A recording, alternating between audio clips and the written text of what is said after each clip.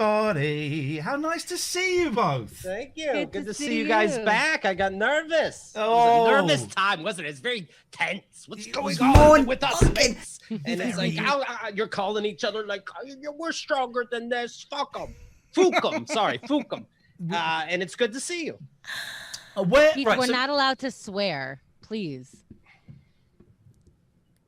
Can Keith hear you? Yeah, she said not to swear, but okay. You know, but then I didn't know what to say. He lost all his words. So how are you? So you two you're not meeting up to do the show then? You're doing it. No, because Kemda is compromised. Oh, of course you are. Of course you are. So Right. you have to live in a closet. And you guys don't care. Yeah. She's my bubble. She's at her place, and I'm at the studio. Yeah, here's the situation with us. You don't have bubbles yet in New York, do you? I don't know what that means. No. Well, we're allowed to see a limited number of people, right? And because he is a single man, he's allowed a support bubble of people who can help him out with his kids, like I ever would. Right. So I'm that person. Is that what he told you was happening? That you're his bubble, so you need to help him take care of his kids? I think we just have to tell the police if they ever bust us. Why is Keith laughing at me being single? Because it's not the single thing, it's that you guys have bubbles.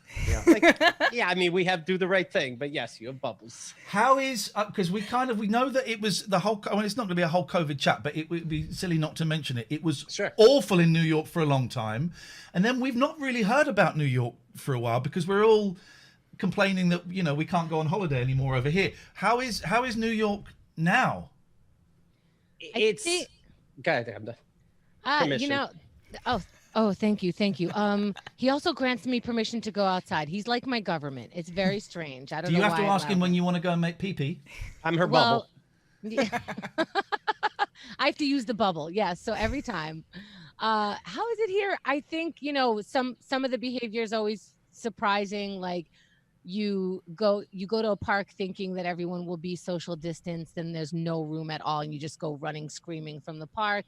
But then you also see people turn their head when they're passing you so that, we could respectfully ignore each other like the New Yorkers. The thing is I think we're so used to turning our heads when we pass each other, like other states and cities in this country are, they say, hi, how are you? And weird things like that. We're used to just kind of ignoring each other on the way to things. So maybe that helped us in this time. Yeah, unless, of course, remember when we got on the train in New York? Oh, God, I wish he'd have ignored us. To visit our friend Imani, and I nearly got killed. Well, Iain You're decided... always nearly getting killed. What is that? Iain decided to engage with the guy who was ranting on the train. I thought I could help him. Turns out, of course, that you have terrible care for seriously mentally ill, violent, dangerous people. And that's just what he was doing. Yeah, he was. Did you think he was having a conversation? Well, he was kind of pacing up and down the carriage, daring people to look him in the eye. And Iain was like, "You all right there, man?" Of course, that triggered I'm going to the apocalypse. Kill you. You're looking at me. I'm going to kill you. And then I remembered, oh, God, they have guns over here. Okay, that was the girl there's a woman next to me started crying. Quietly sobbing, yeah. Because it was so terrifying.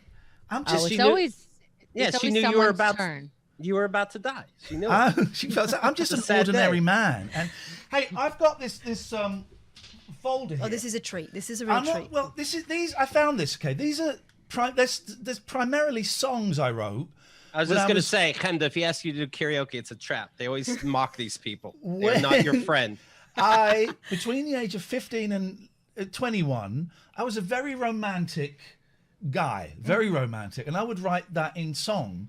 And I'm just wondering if either of you, when you were youngsters, kind of expressed yourself in poetry or... Keith's laughing, which I get the vibe from Keith. Tough guy now, but 14-year-old Keith in school writing poems, love poems. It was older than that, and it wasn't my poems. It was like Def Leppard's Love Bites, and I acted like I wrote it. He used to write them out by hand and send them to girls. Yeah, I remember that. When you make love, do you look in the mirror?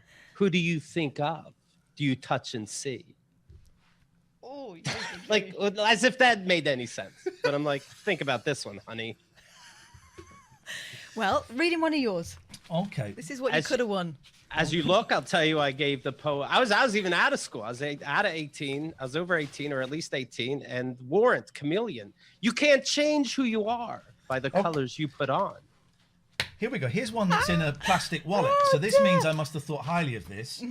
Would you like Wipe clean. Would you like to read, Catherine? Hope I Fall or Traffic in the Background?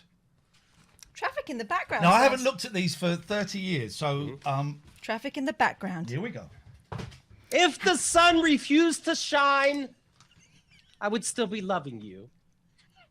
Thank you, Keith. That's very kind. But let's let Catherine do her bit now, please. Has it been this long since we last spoke? Has it really been 2 months? Has it really been? Oh my. The bent time. What's it? The best time for you. Best. Oh, I thought that was English slang or something. It is. Since the time we never knew each other. And I know that in the end you were my friend, clever. And if I play guitar, you might hear me one day. Ooh, One you day. should learn how to play the guitar one day. Yeah, that's good. That's beautiful. I don't like your Whoa, tone. whoa! For crying out loud, I'm getting used to it. The sunflower. God, I used to be king. Powerful words. Powerful words. I can see Camden's just having a little flutter. It's working. It's magic. This is powerful juju. You can't just You throw seem this very out. excited about it. Yeah. Did you, Hemda? Did you ever write stuff like that, or maybe you were the recipient of? I think She was the inspiration. She was Yeah. the muse. Oh, I was nothing like that, but I appreciate it. Yeah. Not even for my parents, but thank you for asking. I did. I wrote a lot. In fact, in my 20s, I was pursuing singing, and I wrote a bunch of songs, and a couple of them were published. I got to go on tour.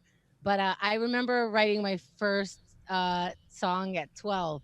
It was hilarious. I still remember a little bit of it. It was very, very silly, but I liked it. please.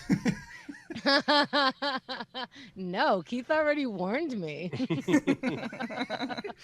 I didn't know you went on tour as a singer. Yeah, she's good. She's bloody good. Oh, I bet she's good. She's. I think both of these people are two of the most beautiful souls I've ever No, met don't in my give life. Keith the credit. I did it. He wrote Yes! something else. He's plagiarizing that. that in front of you. Keith is looking very shiny today. It's got to be. I respect a man who glows. You can do Like it that. right now, Thank please. you. I have the air conditioner on, so I need the window's coming in. And poor Hemda's living in a closet. This is the difference. Yeah. He's allowed to see the sun. This is where my parents were hoping I would end up, just inside the closet. That actually is a closet, isn't Yeah. it? Look at that. It is. Yeah. And so even you're with doing the show from there. I Your am. show, the Keith and the Girl show. This is the quietest place in all of New York City. So you're welcome. She also does costume changes. Yeah. How long have you? Because you guys have been a huge inspiration. Us the confidence to do this and move over to this, and Twitch are kind of paying us a bit, but it's you have, and you also, when we came over on your show, you inspired us to up our game on our radio show. I think we were going through a slightly, what John Lennon would call a slightly fat Elvis period, where we were just coasting and doing the hits, and then we came and saw you, and it was like, Jesus, okay, we need to work a lot harder. What is it, 15 years you've been doing it now? Yeah. Is Keith being modest? Yeah. Go ahead, Keith. I concur. Yeah, 2005, March of 2005. And what was how? Because 2005, I'm trying to think. Was there social unrest in 2005? How would you do it?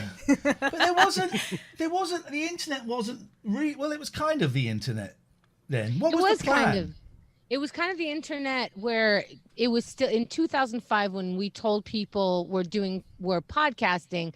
They didn't know what podcasting was, so we'd have to explain that it was a talk show that people hear through their internet, and then they just kind of dismissed us as nerds in their, in our mom's basement or something like that. So it was hard enough, and to say that you worked, quote, on the internet was still like, whoa, that's a big deal. People were still making phone calls and doing things like old school. So it's changed so much, where now in a pandemic, you can try to get yourself a mixer or a mic, but most things are sold out because everyone's deciding to do this now.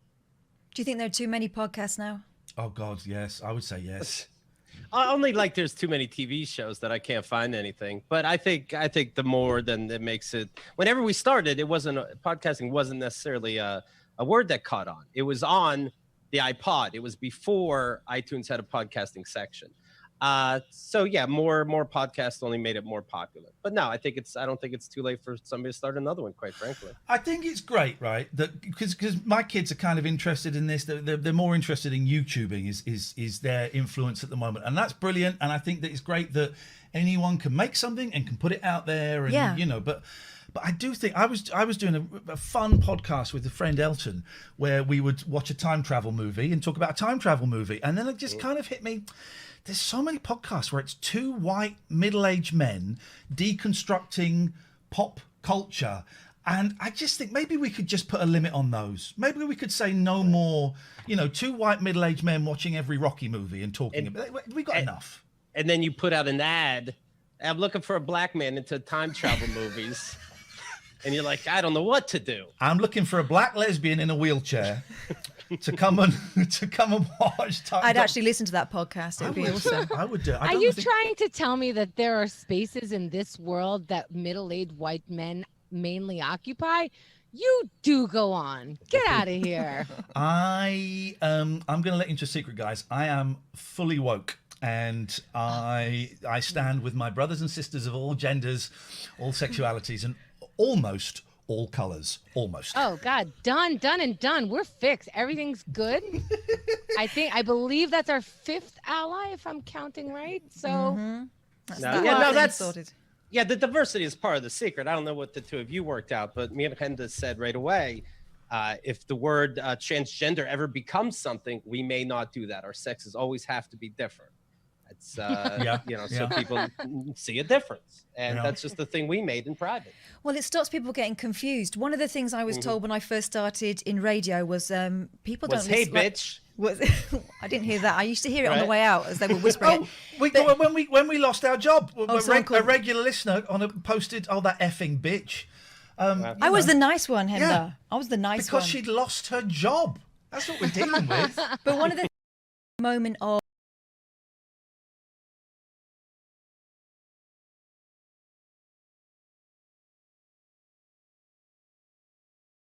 But you know, I was.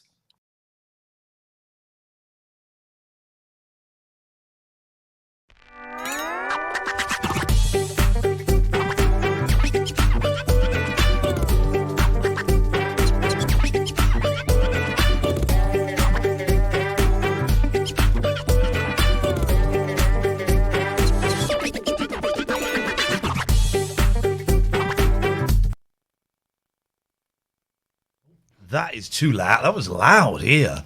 Was that loud for you guys? That was too loud. It's too loud and we're too old. That was too loud. Right. We've got Rufus Sound coming on tonight. This is the only phone-in show on Twitch. I'm Iain Lee. And I'm Catherine Boyle. Have you found your phone? There it is. Yeah, it was upstairs. We're all a little bit frazzled. Come a little bit closer. You're my kind of man. Find him. Find him. I found him. Where? I found this. No, not your phone. Find him. Oh. Okay. Here, Jimmy Bond. Here, Jimmy Bond. James Bond, where are you? He's there. He's there. He's visible. I can see him. I have hidden James Bond somewhere. He's tiny. Where's Bond? Is he even tinier than usual? Or is he of the similar diminuture? Let's get some Finding James Bond music on. Here we go. Can you find James? What a start to the show. What a high energy start to the show. Momo Meister has got him. A-Up Ducks has got him. Don't give it away, Nerd Rays. Don't give it away. Richard has seen him. Host Onyx has found him. I cannot find James Bond. Well, Dawson or Cocky says, oh, he's in front of the Beatles picture. Incorrect answer. No, that is a beetle. My sister says you can't find him. Can't see him, no, but you know what I'm Would someone like to tell Catherine? These are the loud headphones. Can we switch? Yes. Don't get acid. Just yank it out of my ear. Hope you get earaches and die. Well, I'm definitely getting that. Oh yeah, these headphones are much louder. Whoa, too much, baby. I've still got a bit of lake in my ears, so. Baby, where is he? Where is he, guys? Tell Catherine where he is. James Bond, where are you? Oh, James Bond. Ladies and gentlemen, please welcome to the stage. Oh. Mr. James Bond was resting in peace on the I'm a Celebrity, Get Me Out of Here hat. There he is. That's invisible. It's not invisible. Yes, it is. It's not. He's there. I could see it. People saw Need a him. microscope for that. Carry People on. saw him. I feel cheated. People saw him, and now what we do is we pay him the respect he deserves, and we put him up in the shrine for people who come late and wonder what the hell is going on. We'll just shrink him a little bit. There we go, guys. James Bond, we found you. You're not such a good spy. Mr. Bond. Mr. Bond.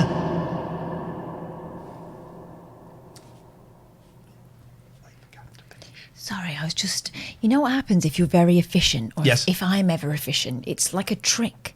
Because what ends up happening is that I'm so efficient that the Zoom link I sent last week for our guest who's coming on in about 20 minutes has already disappeared. Okay. So what I should do is send it now. Here's the thing. I know that we are sitting on a time bomb with your efficiency. I know something that you have neglected. She's drinking my cream soda. I know something that you have neglected in this setup. What's that now? Oh, no. You're so efficient. I've not sent it to you. Also, Zoom links don't run out after a week. You can set them up a year in advance. I know, but what I'm saying is life happens to people in the meantime. Life is what happens to you while you're busy making other plans. And my emails get like binned and hidden and neglected. Yeah, and we never found again. all know about emails getting binned and hidden. It happens to all of us. All of our emails get binned and they get hidden, Catherine. Why are you using a tone? Because. What have I not done? We'll see. We'll see when we go to the Zoom chat with the guest. What's the problem now? Listen, I could tell you the answer, right? I could tell you the goddamn answer, right? And what would you learn? You'd learn that you rely on me even more. So what I'm going to do is I'm going to let you learn. You're going to learn. Can I just... Yeah? Even more. Lean on me when your love's gone. I'll be your friend. Is it because I didn't invite you? Somebody to lean on. No, I want to walk on my brothers where you need a hand. What? You better leave somebody to lean on. None of those were the right words. For copyright reasons. What have I done? Why are you being weird? Oh, shit. I'm in a musical. Oh, good. Well, I'm in a New York state of mind. That's what I was worried about. But lean on me when your love's gone. When your numbskull? Lean on me. Hang on. A little bit louder. When your nubs go. Lean on me when your love's gone. When my what? 'Cause I'll be your friend. My nut's gone. Someone to lean on. Blimey. You better hope for me, brother, when you need a friend. We all need somebody to lean on. Lean on me. It won't be long. Oh, that's the chord. I'll be your It's friend. a chord. Is it the chord? It's closer. Lean on me. I won't be gone. I'll be your friend. Somebody to lean on. Okay. Lean on me. I've done leaning. I'll be your friend. Somebody to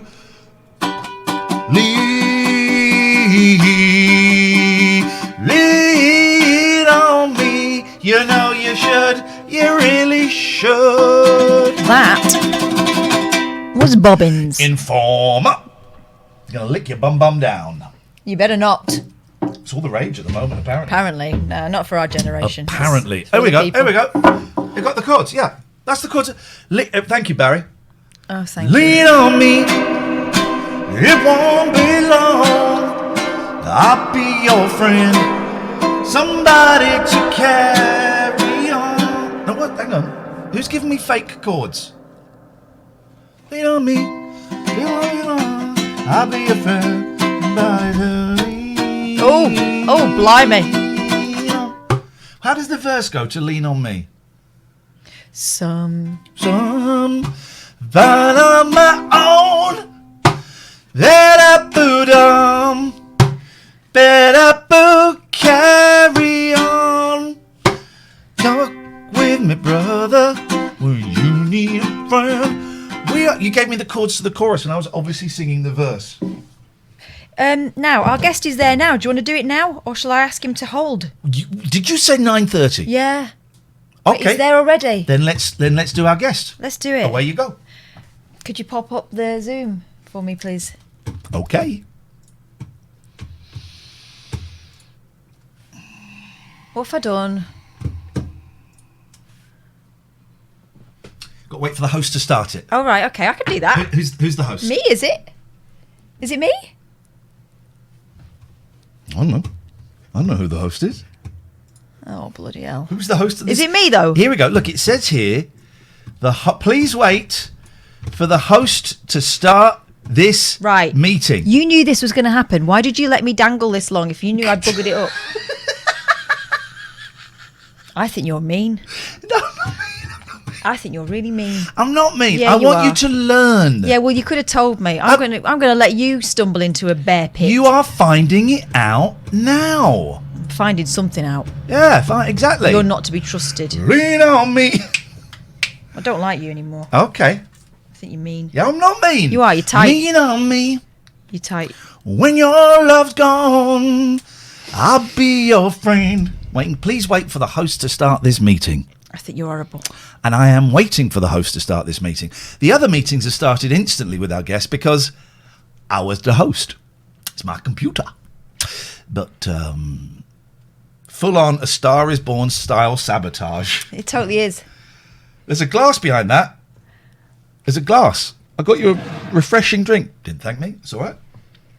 It's probably wee-wee after today. Lean on me. Rufus is a singer, isn't he? I'll get the. He's a really good singer. Yeah. Well, like a talented singer. All right. Well, I'll tone down my skills a bit then. Right. Here we go.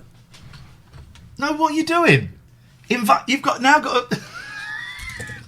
Oh, I don't know how this works. Invite. No, don't invite. Yeah. What do I do? I should be in the waiting room. No, you're not though, are you? Oh, God. What have you done? Have you just started a new meeting? No! Hang on. Let's end this. Okay, thanks for watching. We're done. I can't do it. I can't do this. Oh, David says, am I remembering correctly? Did you once do a 15-minute podcast where you just said Rufus Hound over and over? Yes, I did. Today. Start, right? Is this what I do? Is this what I do? Yeah. It's already there. So he's in the room. He's not in the room. He said he was. Rufus, are you in the room? Make yourself known to us, Rufus. I actually hate you. So how do I do it? What should I have done then? Oh, Sage 1. I don't know. This is. Your meeting attendee. Blah blah blah. Click this. Okay, here we go. Open Zoom. Close that little box. You don't need that. I can't even. How do I do it? Jesus Christ. End. Yeah. Leave. End. Don't leave. The meeting's still going now. The meeting's going with no one in there. Oh well. Okay. Later. Now. A bit like the 10 o'clock slot on Talk Radio. Right. Shh. None. Right. Click on the link. This.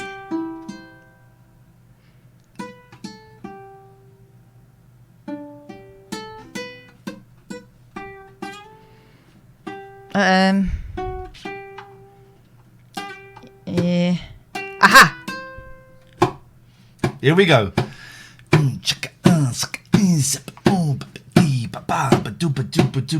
Look at your computer screen and follow those simple instructions. Don't look away when it says, do you want to enter the meeting? Click if you want to switch to a different microphone or speaker.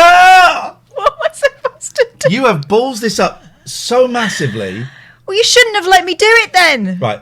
Rufus is in that meeting. Here we go. I'm entering. Right. Please, here we go. Here we go. It's the same thing I just had, but in a bigger file. Well, Rufus is on your computer. They can't see that. They can't see. And he can't see you. I don't know if he can hear you. No, he can't. He can hear you, but he can't. Rufus, I balled this right up.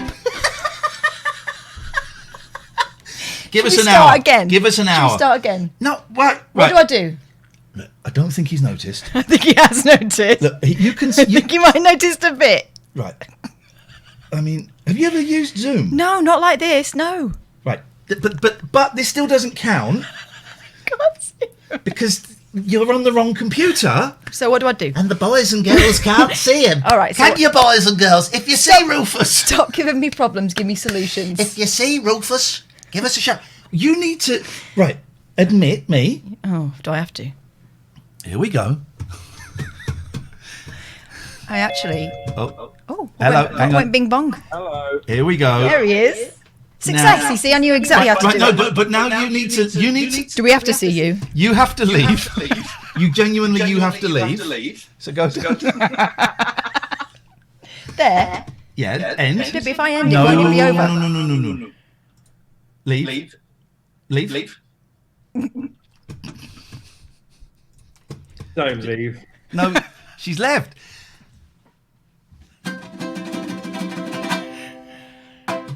He can, And scene. Now, ladies and gentlemen, we're working in partnership with Zoom to show you just how easy this stuff is. Hello, I'm sorry, Rufus. Rufus, but you remember what it was like working with me. I'm afraid nothing has changed. I'm just delighted to see that now that talk radio money's gone, the levels of professionalism have actually gone up. If anything, this is the ringing endorsement of the right-wing ideal that by going private, actually great efficiencies can be made at no production cost.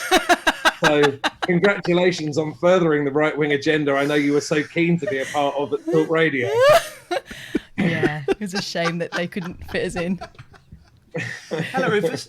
So, which one of those two boxes behind you is going to be your breakfast tomorrow? Oh, There's lovely cereals. Basically, when my children are here, this is what we have. When my children are not here, this is what I have. Oh, look at that one! I've never had Lucky Charms, and it's like Lucky Charms and Twinkies, grits. Those are the three American meals, and I've never had Lucky Charms. Tasty? They're a lovely thing to eat dry. you don't milk them. There's not many of them. Well, quite, right? A sugar puff you can eat dry. You can enjoy it like a sort of low-cal, dry-roasted peanut. But Lucky Charms, man. Stick them in a mug and toss a few back. Listen, we have viewers from all over the world, and I'm going to be honest, some of them may not have been touched by the, I was going to say the finger of Rufus, and that just sounds completely inappropriate. What I mean is that those who don't know, Rufus is a comedian, actor, singer, writer, broadcaster. Yeah. He's one of them, isn't he? Entrepreneur. Sponsor of beard products. Drinker of beer. Drinker of beer. Currently enjoying a rather delicious thing. Pineapple Express IPA, a co-production between Tiny Rebel and Polly's Brew Company. It's a delicious, fresh, summery IPA. What? Lilt beer? There's a touch of that, sure. But, you know, it's totally tropical. So that's A-OK. We have a message in the chat from K. Samwell. Ian, say to Robert that I was in a show with him when he was 15. Shh. Okay, good for you. Who's Robert? Who's Robert? Who are we supposed to be talking about? There is another way of reading that message, which is, hi, I'm better than everyone else because I know his real name. Look at me. Oh, is that your real name? Me. I didn't know that was your real name. Yeah. Oh, I didn't know. May I ask why it was changed? Was it a career thing? Was it work? You ask? Like, May I ask, it's the sir? most delicate of subjects. The reason is maybe he's on the run from the law, Well, and now he's going to have to you pack never everything up know. again. Some people get a little bit, why do you want to know? And then you find out that something terrible happened to them and that they've had to change identities to overcome the trauma. The problem is that the story is so boring that the preamble makes it feel that it could have the frisson of excitement, and then when the reality strikes, it feels like a letdown for everyone. But simply put, in about 1999, do you remember everybody lost their mind that if you didn't have your own .com, then you'd be dead within 6 months? Yep. Yes, I remember. And now we realise that actually none of that matters. It's not even how people look for websites. But at the time, oh my God. So my real name was Rob Simpson. I looked at robsimpson.com. That was gone to an American motivational speaker. I then looked at harryhill.com, which was a black screen with white writing on it that just said, this domain is available for $250,000. And I thought, well, with the internet on the approach, I just need to come up with a .com that doesn't already exist to be somebody who does not yet, manifest digitally. And so, sat in a cafe thinking of good names for a stand-up comedian. And that is that story. I'm sorry it isn't more interesting. Do you know what? I am interested by people's names because Lee isn't my real. Well, is my real last name now, but it wasn't my birth last name. I love name change stories, even if they might seem slightly tedious to the person who's telling them. I have a secret surname, of course. Yep. Which I've never revealed because where I worked before I was married, there was a rabid stalker. So I decided if I were ever to have a married alter ego, I would keep it secret so that no one could trace me or my resulting children, and that's the way it stayed.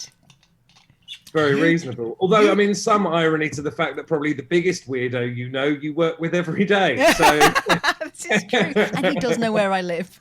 I know. Roberto Peroni. What? You two work together. You were like tonight. The part of Ian Lee will be played by Rufus Hound. You filled in for me a bit at Talk Radio. Yeah. I always hated it when you filled in because people would always bang on about, well, it's a shame Ian's not here, but I really like Rufus. I love it. Because normally when someone fills, they go, Ian's not in, I'm not going to listen, even when it was you. But when it was Rufus, it's like, it's a shame Rufus. I wish Rufus could do more, actually. And it was always a little bit of a, what? No. But so you two know, I'm going to shut up and let you two chat.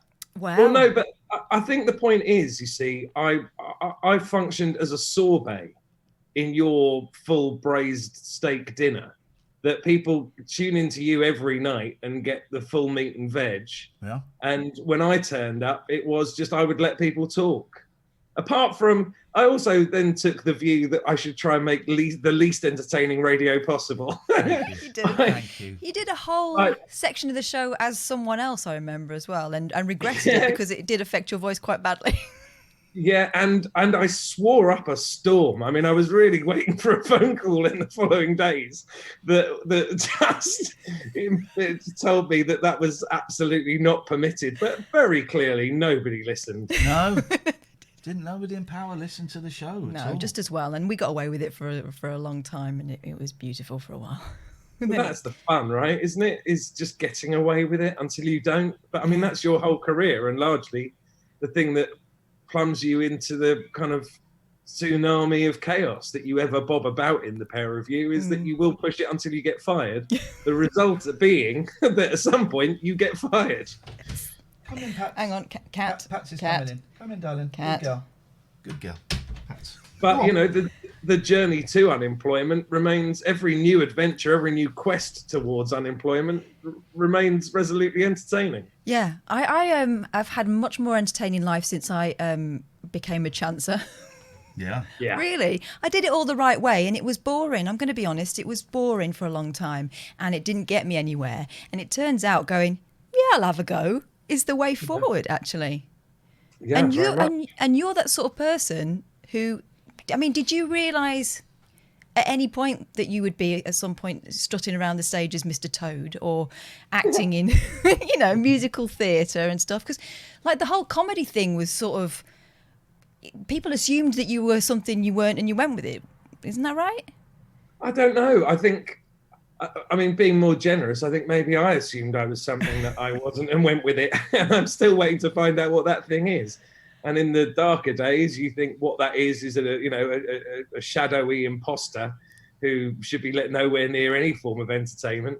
And then on other days, on the good days, you think, well, why wouldn't everybody be queuing up to hand me an award of some kind? I'm clearly one of the most blisteringly talented human beings to have ever walked the earth. And, as ever, you're just somewhere on that graph at any given point, and take a deep breath and keep swinging punches until someone tells you not to. Yeah, that sounds familiar, doesn't it? Yeah. So I've been living for the last 25 years. But it's tiring. I'm tired of it.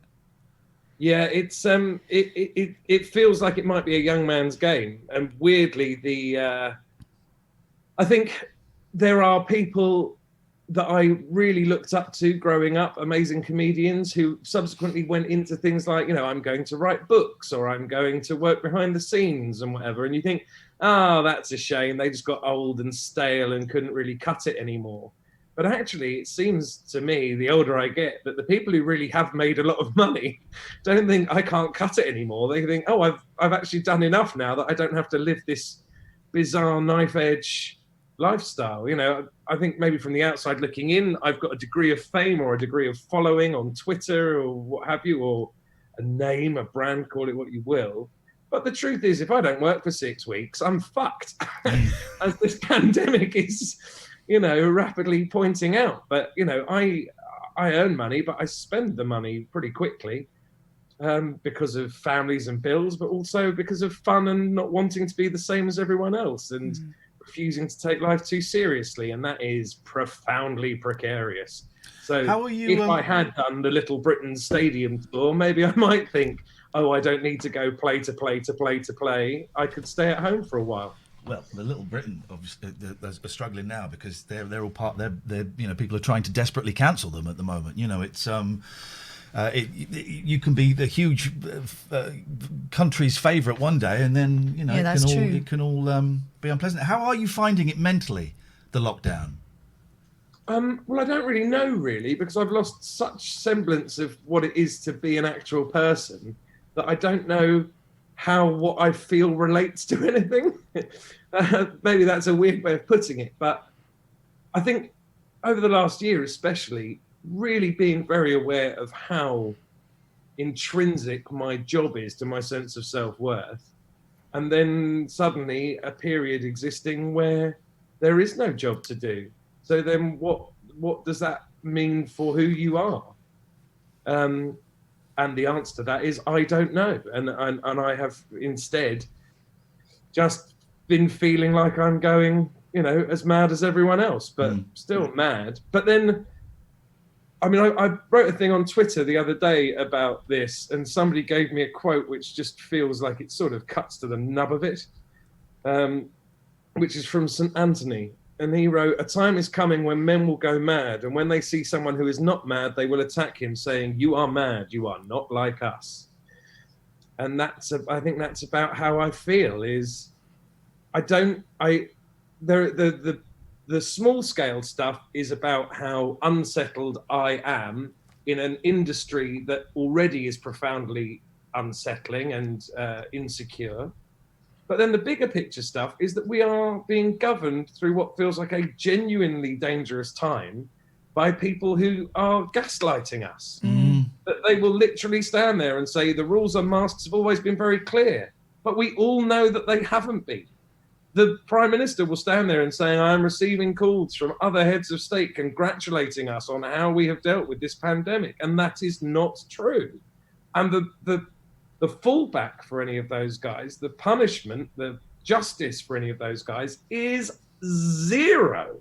In fact, it may even be, if previous governments are anything to go by, that you just keep benefiting some group of financial backers, and then when the public catches up to you and runs you out of town, then you've got, speaking engagements, and you've got,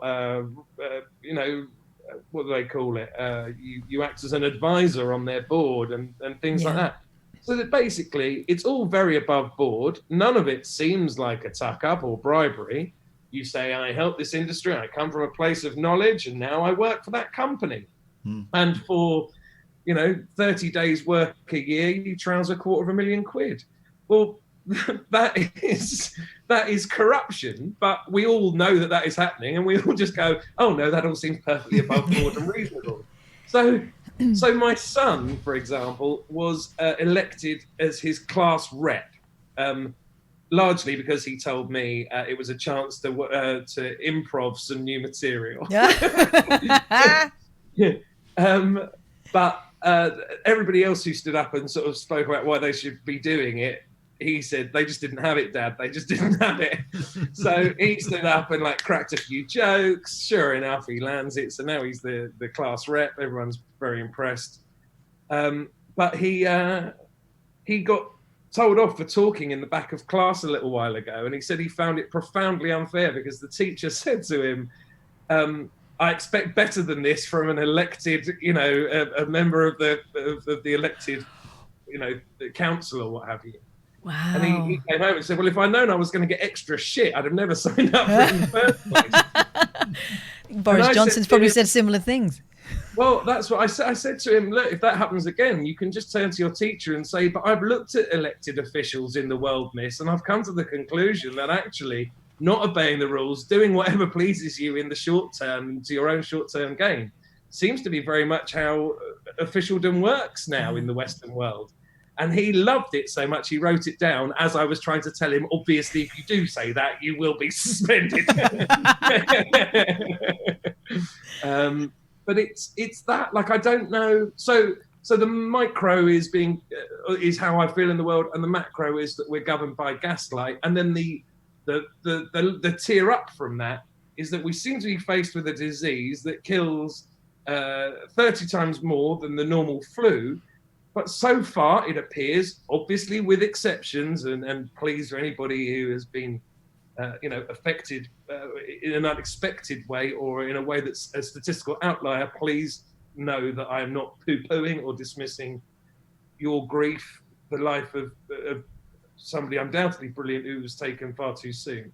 But all of that said, it seems like it has only really put paid to, or in the vast majority, only put paid to people who already had relatively severe underlying health conditions. But we are all prepared to stay in for 3 months because it might kill us like that, right? And we know that the effect that that's going to have on the economy, we know on the effect it's going to have on people's lives, businesses, the full works. That. Within 20 years, soil will fail. Soil that we require to grow things will fail. Within 20 years, the rising sea levels will cause vast amounts of people to be dispossessed from their homes. And as a globe, we will experience a global refugee crisis. We are already seeing the first waves of that now. The crises that we're seeing are undoubtedly governed by war, but those power grabs are largely informed by the geopolitical changing times that global warming has brought to us. Every human being on Earth may, as a result of those changes, become dead. May become unable to continue living on planet Earth. So what I don't get is this. As a planet, we were able to look at something relatively short term with comparatively small risk and agree as a species to accept the damage to our economies, jobs and lives. But we know that within the next 20 years, something is going to kill all of us, and we are doing fuck all about it! Less than fuck all about it! But now that the flights are grounded, that means it's all fixed? Oh, you'll start reversing, of course. The flights are grounded. We've fixed planet Earth. I think we need to have things on on the slab in front of us before we believe that it's a problem. And unfortunately, that's what it took. Although now we're being told that we're pussies if we don't go back to work and we don't go out to places and have something delicious to eat. Oh, Nick Ferrari was telling people that they were late, a millionaire who works in a very safe environment which doesn't have in a much room on his contact own. with people. Yeah. Telling people that you have to go back to work because we all know that people, when they're working from home, are just sitting in their pajamas watching This Morning. Well, that's really offensive to the millions of people that are working from home. That's an insane thing to say. But that was a thing that Talk Radio were pushing really early on in lockdown. Go back to work. Go back to work. Pizza Express and Weatherspoons are more important than my mum. That's what I've learnt in the last 6 months, and that's awful. Yeah. It is awful, but I don't think it's not without grounds. Is the tricky thing. I mean, that's the adult thing, right? Yeah. Is that, yes, is the safety of our older members of our society, of our families and of our communities, are their lives worth less than ...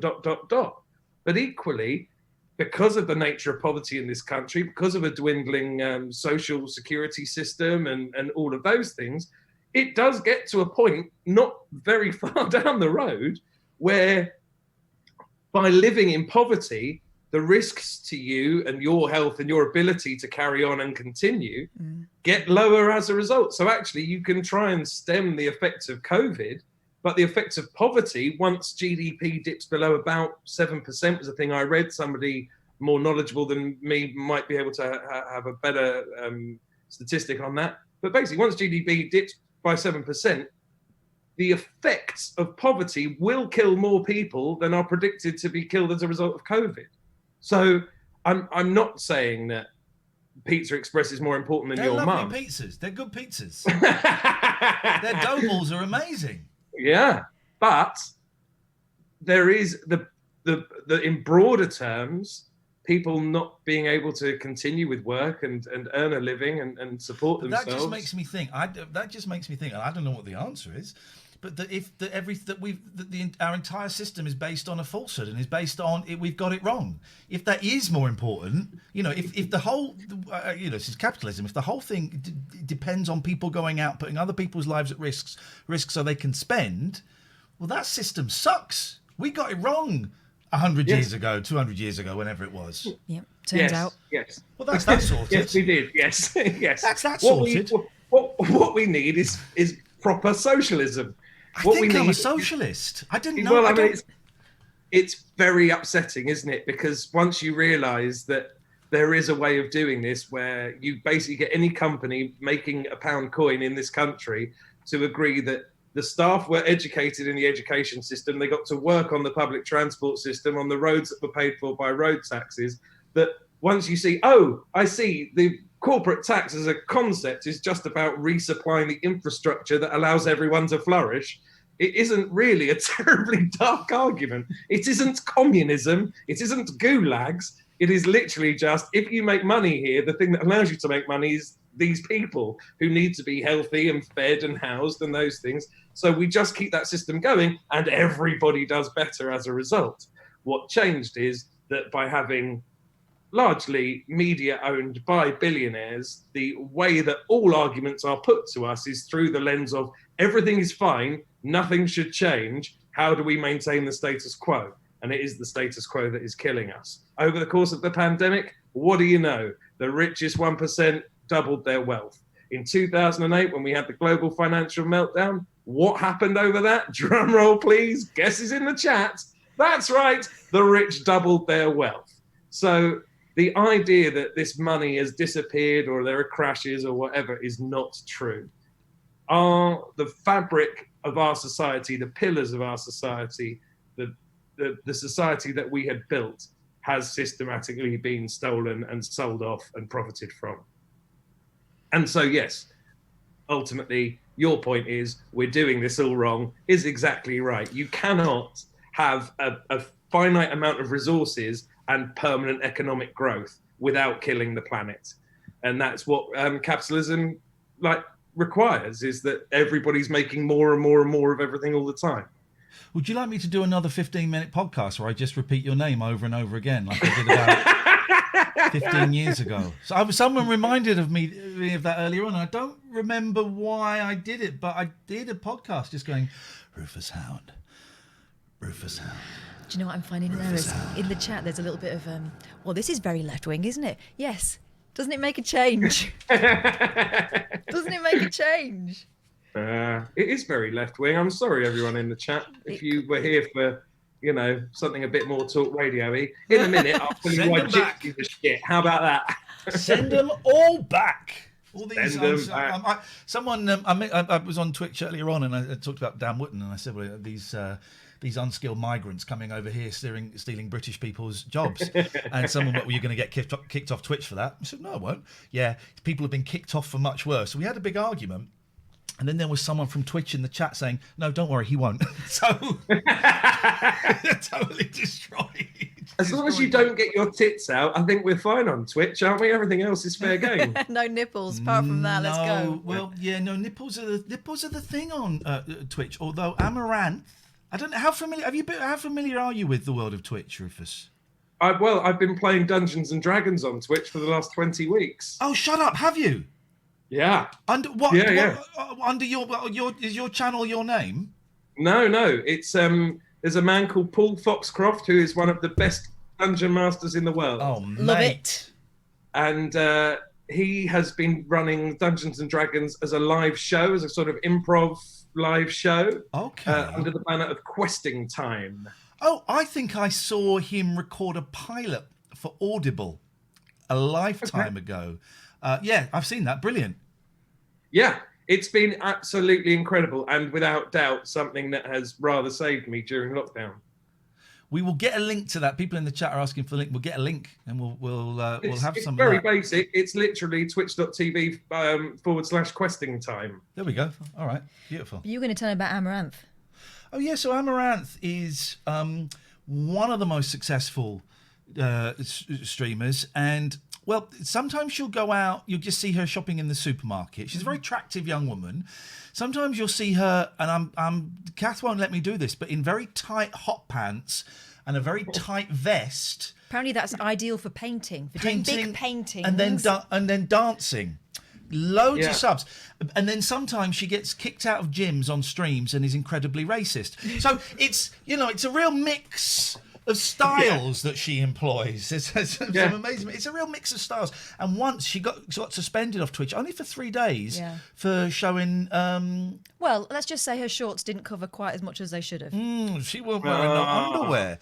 An unlucky plunge.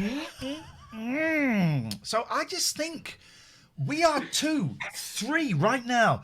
Sexual. Sexy people, and we really should be milking this. I don't mean milking it like that. Gosh, that sounded vulgar. This party's changed. We could be making a lot of money with our sex. All right, let me. You keep talking. I'll see what I can rustle up. Here we go. This is the content that people want. I was thinking about this today. This is what we need to do. We need to freshen up. Here we go. Oh my god! Here we go. Uh oh. Now, obviously, if there was a nipple in the stream, that could get you in trouble. So I'm gonna nipples in the stream. That is what we want. We can't have any nipples, guys. I think we're about to see TOS. Where there we go. No nipples. Is that? Hang on, let's just, there we go. That is going to hurt when you take it off, but let's not think about that now. Is that a bit more what you were after for the stream? Oh, God. It's the hat that does it for some reason. I wasn't that bothered. I thought that's disappointing. The hat goes on, but ding. It just adds. What about a rayfish neckerchief? Oh, now it looks like a big baby now. Baby's about to be fed dinner. Oh, not so good. Baby's about to be fed dinner. There we go. Then. Let's look at these subs and these bits coming in. Ching, ching, ching, ching. We got a Rufus raid. Holy shit. Yeah. Meanwhile, your family's away and they're wondering, what Daddy's doing right now? Well, this is the least weird thing I've done all day. Thank you, Orions, for the 100 bits. I think it deserved a bit more. Rufus, it's nice to see you, man. I mean, I don't remember. We have met a few times, but not for years. I don't think. Long old time. We were on. I was on Celebrity Juice, I think, when you were doing it. Yeah, back in the day, I think you came and did one. Brigitte Nielsen was on there. She told me off for doing Michael Jackson jokes. He was a good friend of mine. How dare you? Oh. And then we did a couple of others. I don't really remember. Well, I don't remember. The only one I really remember is that you did the pilot of Argumental. Oh gosh, was that it? Yes, and it was Miranda Hart. That's right. And you, me, and John Sargent and Marcus Brigstock. Yeah, and I never got asked back for the series. I'm rubbish at those things. I'm rubbish at panel shows and those things where you've got to be quick-witted and where it's not my domain. I like things like the radio show where it's me or it's me and Kath and it's, you know, I kind of own it or we own it. Mm-hmm. The shows where you go in and you've got to sharpen your elbows. Yeah, I don't like that. I'm not very good at those things. I struggle at those things. Well, and the other thing is that when they get booked, when you go really kind of stand up, you find quite a narrow pool often from which to choose. Like if the agent says, yes, we'll let you have Jimmy Carr, you know that there are 3 other acts that you're also going to have to take before they let you book Jimmy Carr. So, you know, to an extent, I think that's probably less true now than it was then. I mean, that was 10 years ago or something. And I think probably booking policies on those things have necessarily and rightly had to be a bit more representative and a bit less old boys club. But, yeah. It's I'm going to be honest, it's so hard for me as a white man to get work in the industry. At this present moment in time, it's outrageous, guys. Rufus, let's start a white man club because work just ain't happening for us because of people like this. My God, thanks a lot. Jeez. Yeah. Sorry, guys. Just wanted a little turn. I had to campaign so hard to get Catherine to be no disrespect to you, but I heard someone else covering for me when I was off. It was really boring. And it took so much pushing from me and pushing from Catherine and the listeners as well, for her to be allowed to be my fill-in on the show that she co-presented anyway. It was a real slog to make that happen, wasn't it? Well, I was just the co-presenter, I was told directly. Yeah. And I'm sorry I said that, but that's how I felt at the time. We did have one small conversation about this, Kath and I. Yeah. After they'd let you do it once, they then phoned me and asked me if I was free to do it like some time down the line. Yeah. And Kath and I had a chat and I was like, if I say no to this, does that mean that you get it again? Or I don't even think it was that direct, was it? I think I was going away or something, but you were just making sure that there wasn't any brinksmanship involved. And yeah, or that they weren't just overlooking you, which seemed to be kind of a fairly permanent way of being. But yeah, I mean, look, one of the things about fairness in this industry is that it doesn't really exist because it's all founded on stardust anyway. There's no real, like when Samira Ahmed, who's a friend of mine, hang on, ignore me. I have this weird thing with names where the moment I say a name, I immediately start panicking that I've got the name wrong. Yeah. And then I just freeze because my brain is too busy screaming at itself. Are you friends with Samira Ahmed or not? Because I'm a friend of hers and I can email her. I don't have a phone number and check right now. So what you say next better be true. Yeah, no, fair enough. I interviewed Samira Ahmed on my Radio 4 show. And she... where was I going with this? Sorry, the whole panic that I suddenly... Was it the BBC suing thing, where she sued the BBC? Oh, yeah, when they when they said she was a piano player compared to Jeremy Vine's concert pianist. That's right. And don't get me wrong, I think all of that's nonsense. And I think that a system where you just get paid for doing the job as opposed to getting paid for whatever else is probably better. But show business has always, it seems to me, worked on if you have more of a name than someone else, then you'll get paid more than them. Mm-hmm. Now, you can absolutely look at the structural biases within that and say, well, why is it men get paid more? Or why is it that men are more famous or do have more star power? And that's the thing to tear down. But if I was in a show with, I don't know, Christina Ricci, why would that be the first name that came to mind? But I would expect her to be paid more because she's a much bigger draw than I am. Yeah.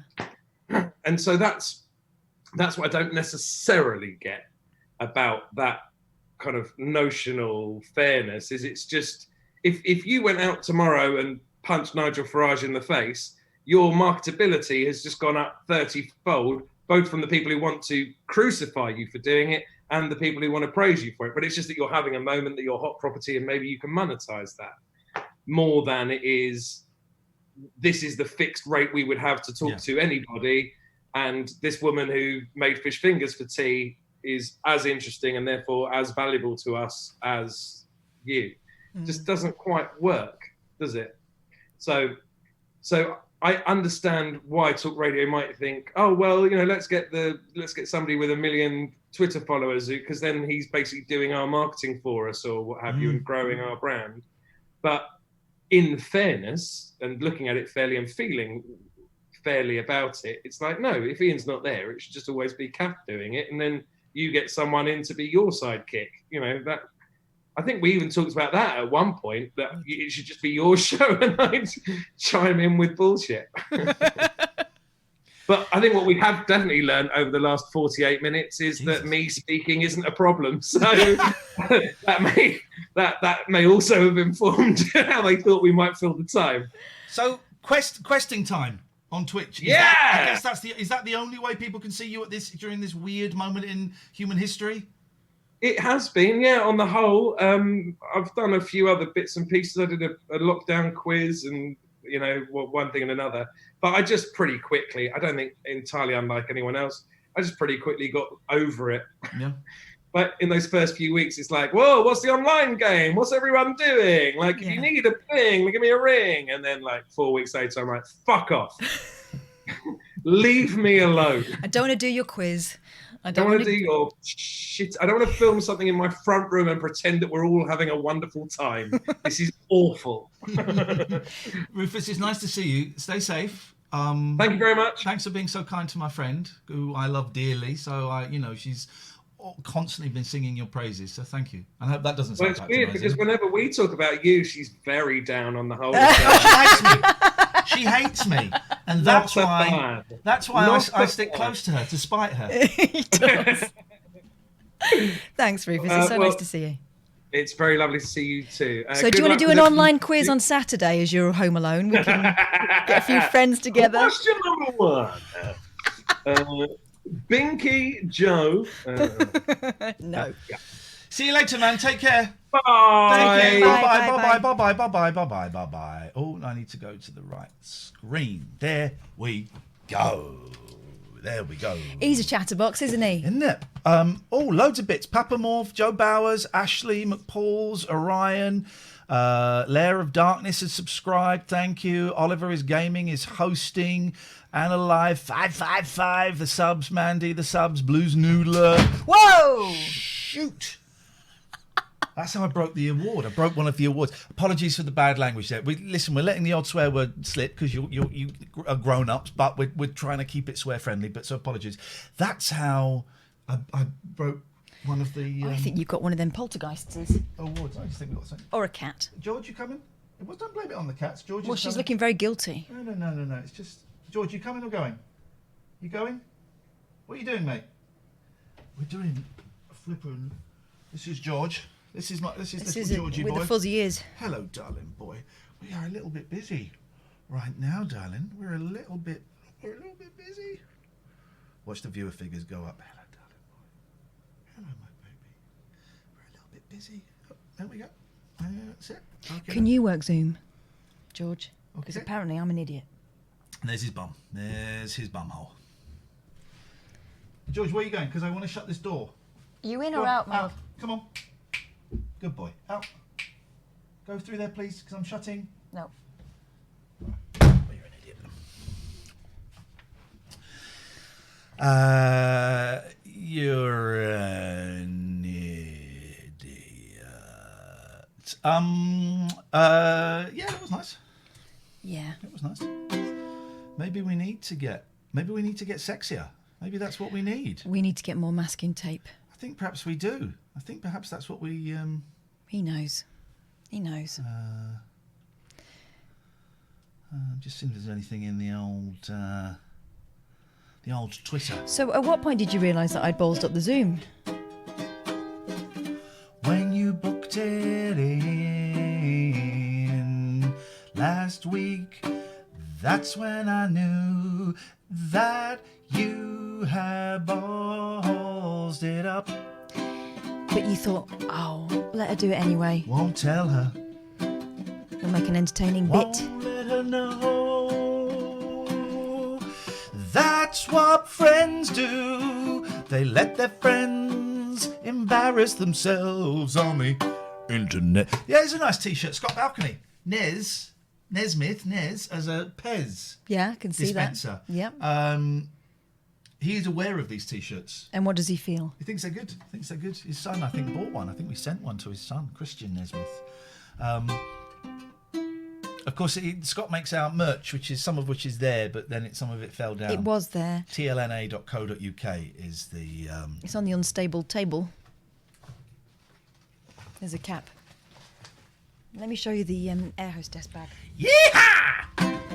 Oh, I unplugged myself. Oh, you absolute...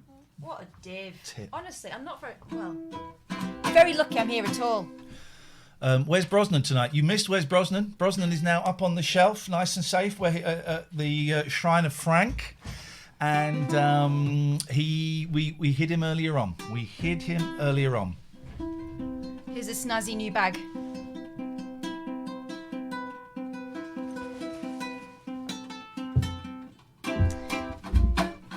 So that's good. That's a good hat.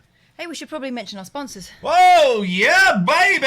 It's sponsor time. I want to get like a jingle for like that goes. Can someone, if there's got any musicians, right, that can here's a bit of music for you. Bum bum ba dum bum. It's sponsor time. But don't bang, because someone's gonna mix this. Oh. Someone could steal this now. Careful. You can back. Well, I'm gonna finger you, and you can. I'm gonna point to you. Sorry, I'm gonna.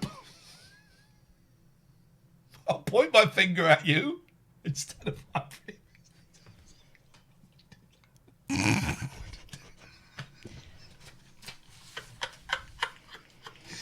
Yeah!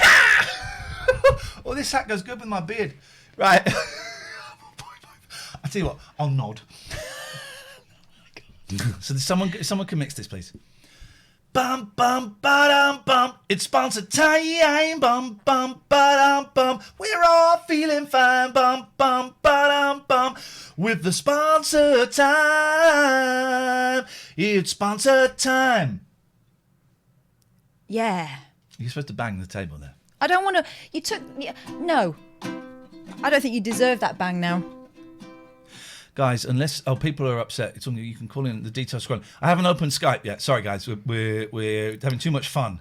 Go on. But also, our phone number is so misleading. I'm amazed that any of you managed to get through on it. We'll talk about that in a minute. Let's talk about these guys. Somers Waste Solutions, family business, highly flexible.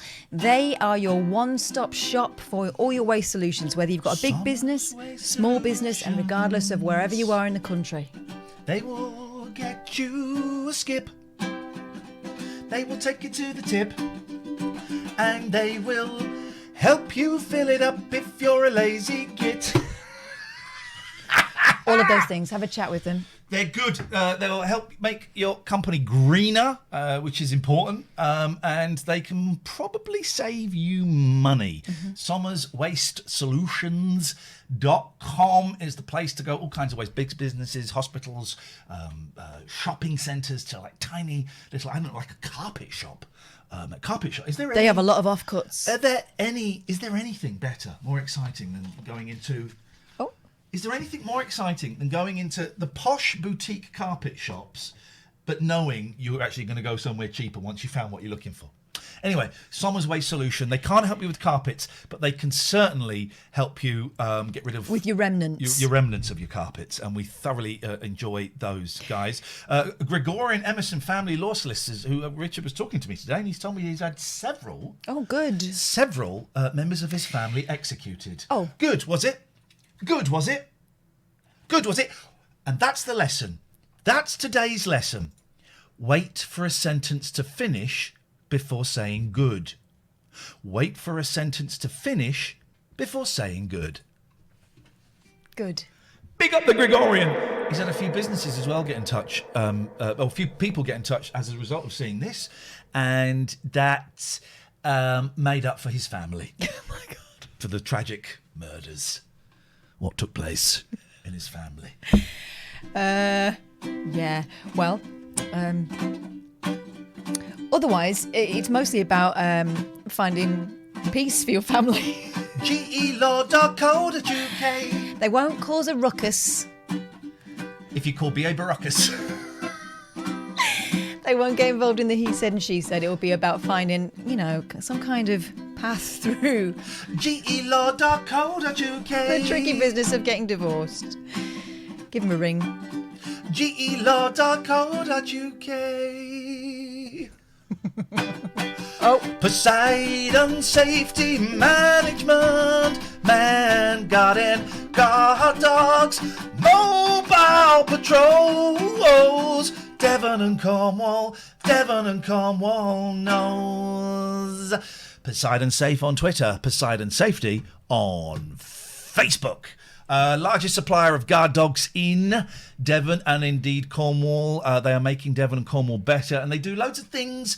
Obviously, they got patrols out there right now. Hey, if you're a bad guy in Devon and Cornwall, go up the road to Somerset. That would be my suggestion.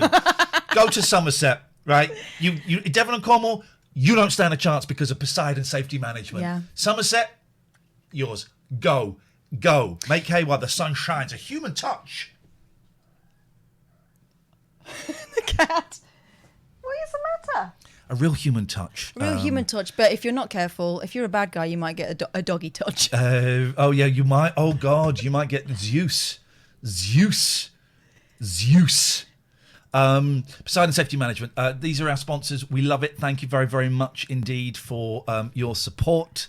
The cats are really getting on my wick this evening. My God. What you want? In or out? Go on, George. They're never going to decide because they're cats. Right, well, one has gone in and the other... Come on, then. Follow your sister or... Oh, I'll just leave the door open. You can just see this... What was that? That was a Skype. I forgot we're doing a phone show. Doing that thing. Oh! No! We've missed her! Ring her back. Oh, ring her back.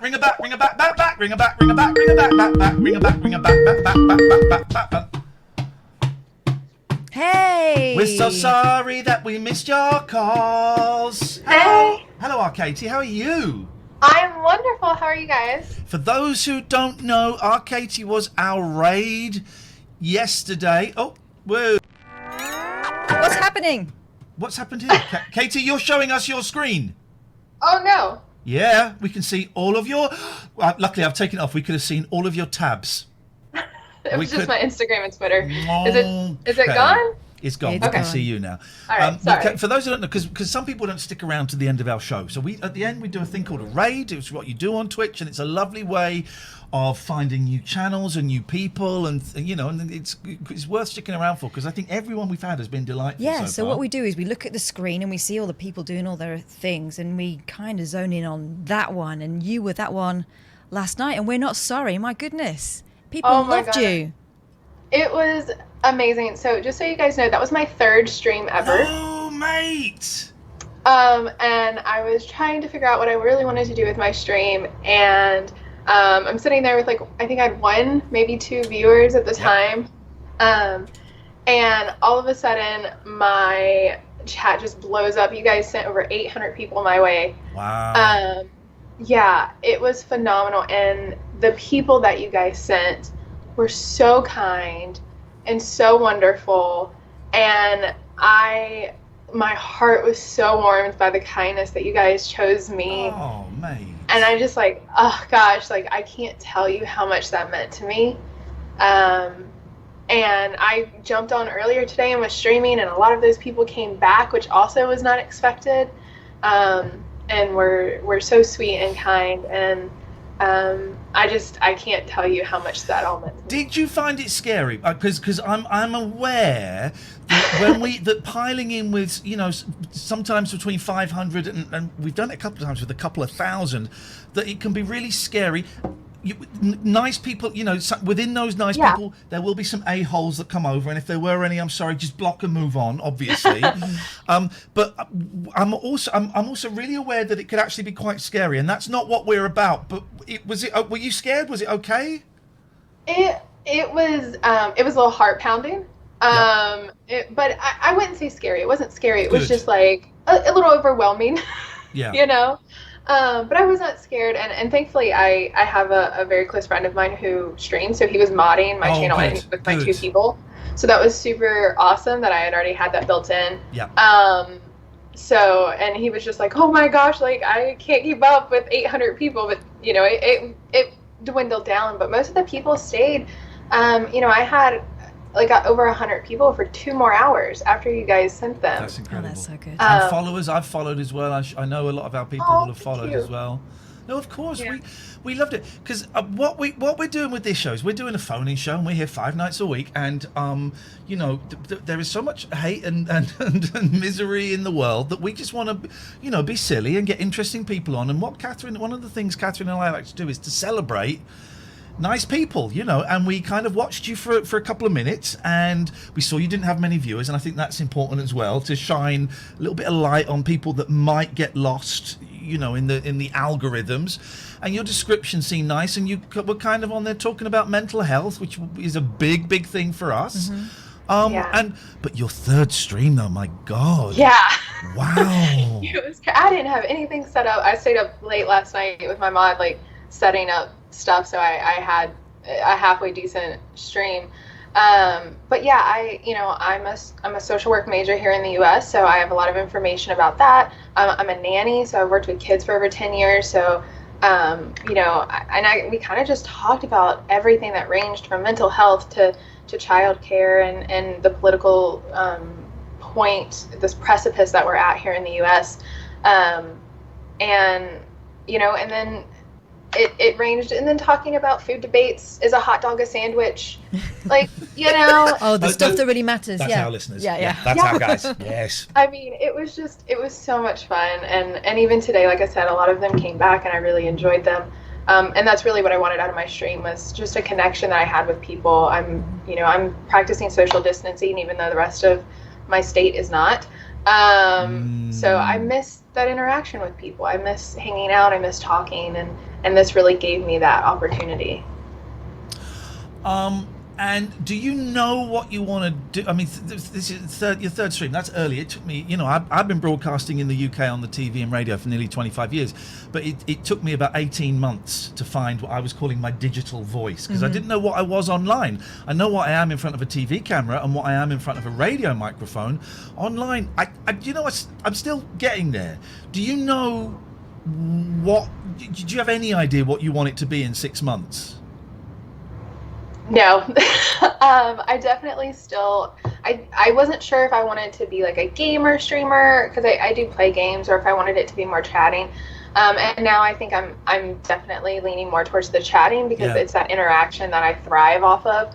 And I kind of like the idea of having, like, you know, there was people just throwing out topics and ideas, and we would talk about it for a while, and people would respond, and then, you know, we would go on to something else slowly but steadily. But I don't have like a set thing yet on, you know, I'm not sold on just doing this one thing. Oh, and sorry, this is what I need to do.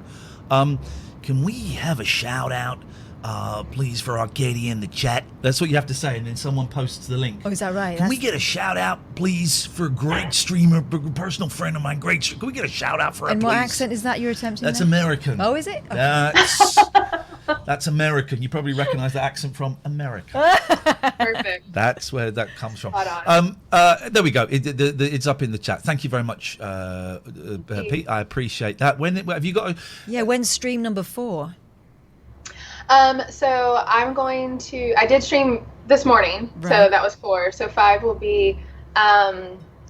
Let me. Sorry, I have to look at a calendar. We had the most comments on Twitter about you from anyone that we've raided, saying how delightful and lovely. Yeah, totally. I found you hugely charming. So Saturday, Saturday evening, which would be Central Standard Time, I will be streaming at 4 p.m. Okay, which is like maybe I don't know what Central is. I know what EST, and I know. Hang on, let me look it up. I know what I don't know what Central. That would just split the difference. Oh, I don't know. Follow. Just click on the. Stop being lazy, Twitchers. There's a link. Go on, click. My schedule's up. My schedule's up. It'll be there. Go and click on that link. So it's 7 minutes past 4 now in the afternoon where you are, right, Katie? Yes. Okay. So 10 o'clock. Saturday night. Saturday night. Be there. What else are you going to do? No one's going out. You shouldn't be anyway. It's COVID. You know what are you going to do? Right. Go out and touch people? I don't think so. Although maybe they will. It's so nice to meet you. Thank you for being so delightful. You are now part of our team, our family. You are welcome to call in. I had Skype down because we had a guest up, and I just saw you at the end of the chat because I can't really see the chat while we're talking and all of that. But it's so lovely to meet you, and I look forward to coming and popping in on one of your streams again. Oh, well, thank you so much. And I'm following you guys, so I was like, I got to watch you guys now and see what this is about.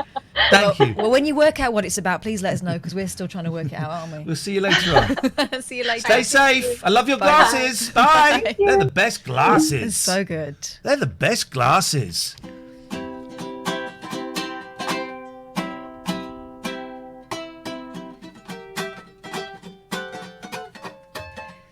Oh, you can see when I can see when I'm masturbating on a ladder. Oh, my.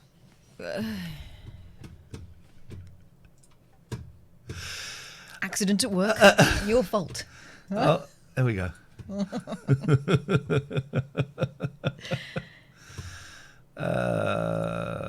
alive. Okay, now I don't want to make a thing of it. Yeah. But now we've got 894 viewers. Oh. The viewing figures, they are going down. I think it might be because of this. This is saving them, right?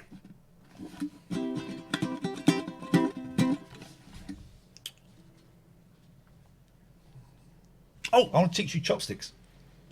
Oh, right. Does anyone know how to play chopsticks? The game with. Does anyone know how to play? If I go like this and go, do you know how to play chopsticks? Does anyone know how to play it? If you do, it's That's why I said the game, so that no one can That's do what that I do with joke. my fingers. If anyone knows how to play the game chopsticks, Skype in on video Skype, and we will play chopsticks and teach everybody else. Doesn't it get hot in hats? Yes. That's why that bit's netting to allow. It doesn't work. So if no one knows how to play it. No. Tell me it.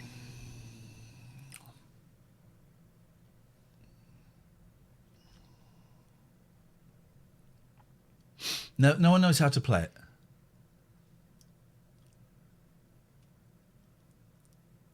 Okay, right. So give me your fingers. So it's a game, right? So I go. What are we doing? We're playing the game Chopsticks. I was playing it with my boys yesterday in front of you. It's a really good game, right? It's genuinely. Let me have a little bit of water, because it's a brilliant game. Show me it. Right. Okay. So hit me with a hit me with a finger. Right. So I've got two. Okay. Right. So I'm gonna hit you with that. You got two. Okay. Yeah. Okay. On we go. Can I only hit you with a one finger, or can I hit you with both? Hit me with either. So now I've got three. Why? Oh, because you're adding. That hand's out. 5. You're out. That hand's out. Oh. You can come back in. Okay. 3. Okay. So what? Well, okay. Well, you've lost. So what I'm going to do? I've got 3 and 3, so I hit them, and now I've got 4 and 2. You're out. That's how you play chopsticks. It's rubbish. It's not rubbish. Go again. Go again. I don't like it. It's a maths game.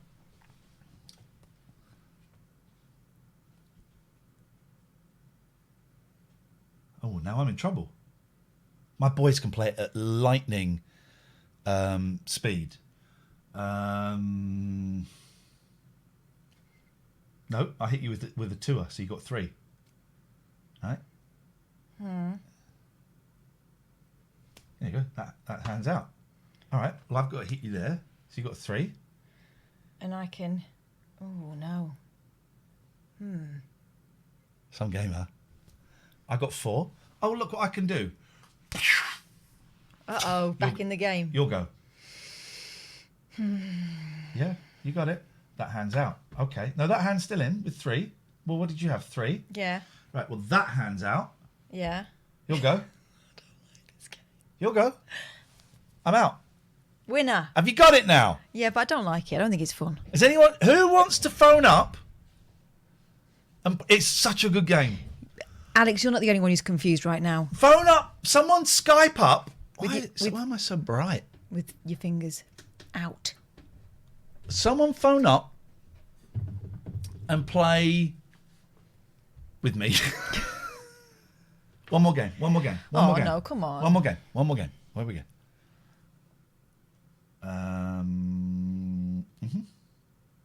Oh, you got 3 now. Yep. You got no choice. Okay, right, fine. Well, I'm going to go there. Yep. And I'm going to go... Oh, cheeky. Yeah. I'm going to go... There. So that is a 4-er. Yeah. Okay, well, I've got to do that. You've won again. You've won again. Peace, man. Peace. I don't get it. Right, we haven't finished. I We don't haven't get why finished. this is fun. Okay, come on. Come on. Okay, so that hand's gone. All right, well, I've got to get rid of that. So now we're 2-2. Oh, I've won. Come on. Have you won? Yeah, hit me. Oh, I got 4. You're out. So, there's the echo. Again. Echo! Where does the echo come Goat boy, from? you're right. Maths ain't fun. Where does the echo come from? That's how you play Chopsticks. Chopsticks. You're welcome, everyone. If anyone wants to phone up, apparently, I've been told I cheated in the first game. I don't think I did cheat in the first game. Oh, I'm bored of Brooklyn 999. It turns out I was watching it because I wanted to enter a state of catharsis. Not catharsis, cryogenic freezing. And so I was watching Brooklyn 99 to be completely passive. It's not actually funny. But I've started watching tonight... Detroiters. It's quite good. I like the people in it. And I've watched 2.5 episodes... Detroiters, and I've also downloaded, because I only ever did the first 1.5 seasons, Eastbound and Down. Did you ever watch that? I think I started watching it. Is that the one with Ricky Bobby in it? Who's Ricky Bobbitt? Ricky Bobby. Who's Ricky Bobby? Must be the wrong one. Then. Well, who is he? I don't know, because I saw it on an aeroplane. Who is he? Is he like a guy in a trucker cap with a mullet? Yeah. Is that? Am I? Yeah, am that's I him. mixing He's it like up? a baseball Maybe player. it's not called Ricky Bobby. Someone says get Rainbow George on. Well, Rainbow George emailed me. Did he? Yeah, but it goes to my spam. Why? Right? Well, because I've just filtered Talladega it to my Nights. spam. I'm mixing it up. Ricky Bobby was the character played by our favourite person, Will Ferrell. So, it's gone. I must have deleted. This is my spam. Oh, well, it's gone then. It's gone. Well, what have I got? George. It's gone. Well, no, he sent me an email saying you should start a thing. You should start a thing called the all day. He called it the ADT. Now, what do you think ADT stands for? All Day Twitch. All Day Alternative. He said start a thing. Called the ADT. But that doesn't spell anything out. He was always big on starting with the title, which would spell something out, and then working. Was it not the alt? Wasn't it that? The All Day Alternative. ADT. Start a thing. I was mean to someone on Twitch earlier on, and I don't think that person did see it, but I was mean on Twitch. I've not been feeling great, and someone has been being a dick. But I was right to call them out, but I shouldn't have called them out on Twitch. And I certainly shouldn't have kind of rallied the troops, got a posse with lassos. It's pronounced lassos, I only found out recently. Boy, that was confusing. And got a posse and kind of, steamed in, and I humiliated the guy. He was being, he called you a liar, and he was being not great, in my opinion, but the pylon was unnecessary. The pylon was instigated by me. I was angry. And so I'm to the Angelos Barry guy, I'm sorry that I instigated the pylon. I still think what happened from your end wasn't great, but the pylon and the way I spoke about you, calling you a weirdo in front of 160 screaming Ian Lee fans, was not a cool thing to do. So I apologise for that. Hello, who's there? Hello, my name's Aaron. Hello, Aaron. What How are brings you you? to us tonight? We're all right. What's going on? Yeah, well, no, I was just going to talk about flat earthers. Yes. There was a lovely rocket that went up today to go to Mars called Perseverance. And I just wondered, imagine if you had a flat earther in charge of doing a space mission to Mars. Where would the spaceship end up? On the flat moon. Flat Mars. Really? Well, how's that work? Goes up. Yeah, but... How does... Okay, well, your premise is flawed, because how does a disc floating in space work? Well, it doesn't. Right. How does... Okay, all right. How does a ball floating in space work? Well, no, I'm here to... No. Oh, okay. No. You've just poo-pooed their entire theory, saying, well, the disc floating in space doesn't work. Okay. How does the ball floating in space work? I prefer the trampoline theory. If you sit on a trampoline and have a marble and it goes round, the bigger you are, the more times you need to spin around. That's all I really wanted to kind of sort of that cover literally up, really. makes no sense. I'm starting Yes, to... it does. Of course it does. It's got nothing to do with the question you asked us in the first place. Yeah. True. But thank you for... I think I've destroyed myself. Thank you very much for your call. Because, it's all right going, the thing about the disc is, it doesn't make any sense. Okay, well, explain to me how the ball floating in space works. No, I don't want to talk about that. Well, then no. Well, then no. We cannot allow that to continue. What was the marble trampoline thing? I don't know. And that was the thing. He thought he explained it terribly. I'm sure it possibly does make sense if it was explained by Professor Brian Cox. Oh, yeah. But my mum loves Cox. I think all mums do. Absolutely desperate to get hold of Cox. She's got pictures of Cox on her wall.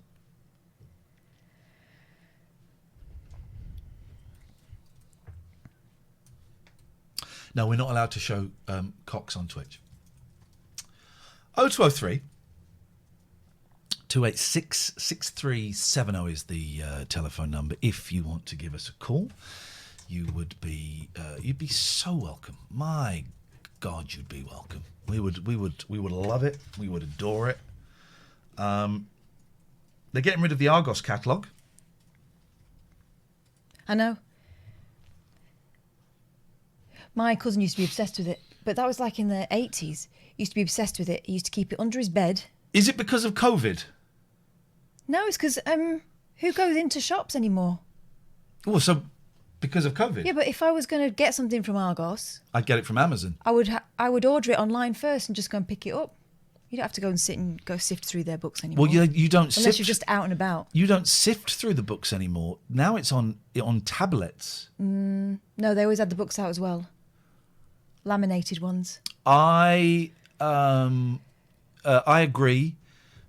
Time Terrapin says the Argos catalogue was one of my favourite books as a child. I couldn't agree more.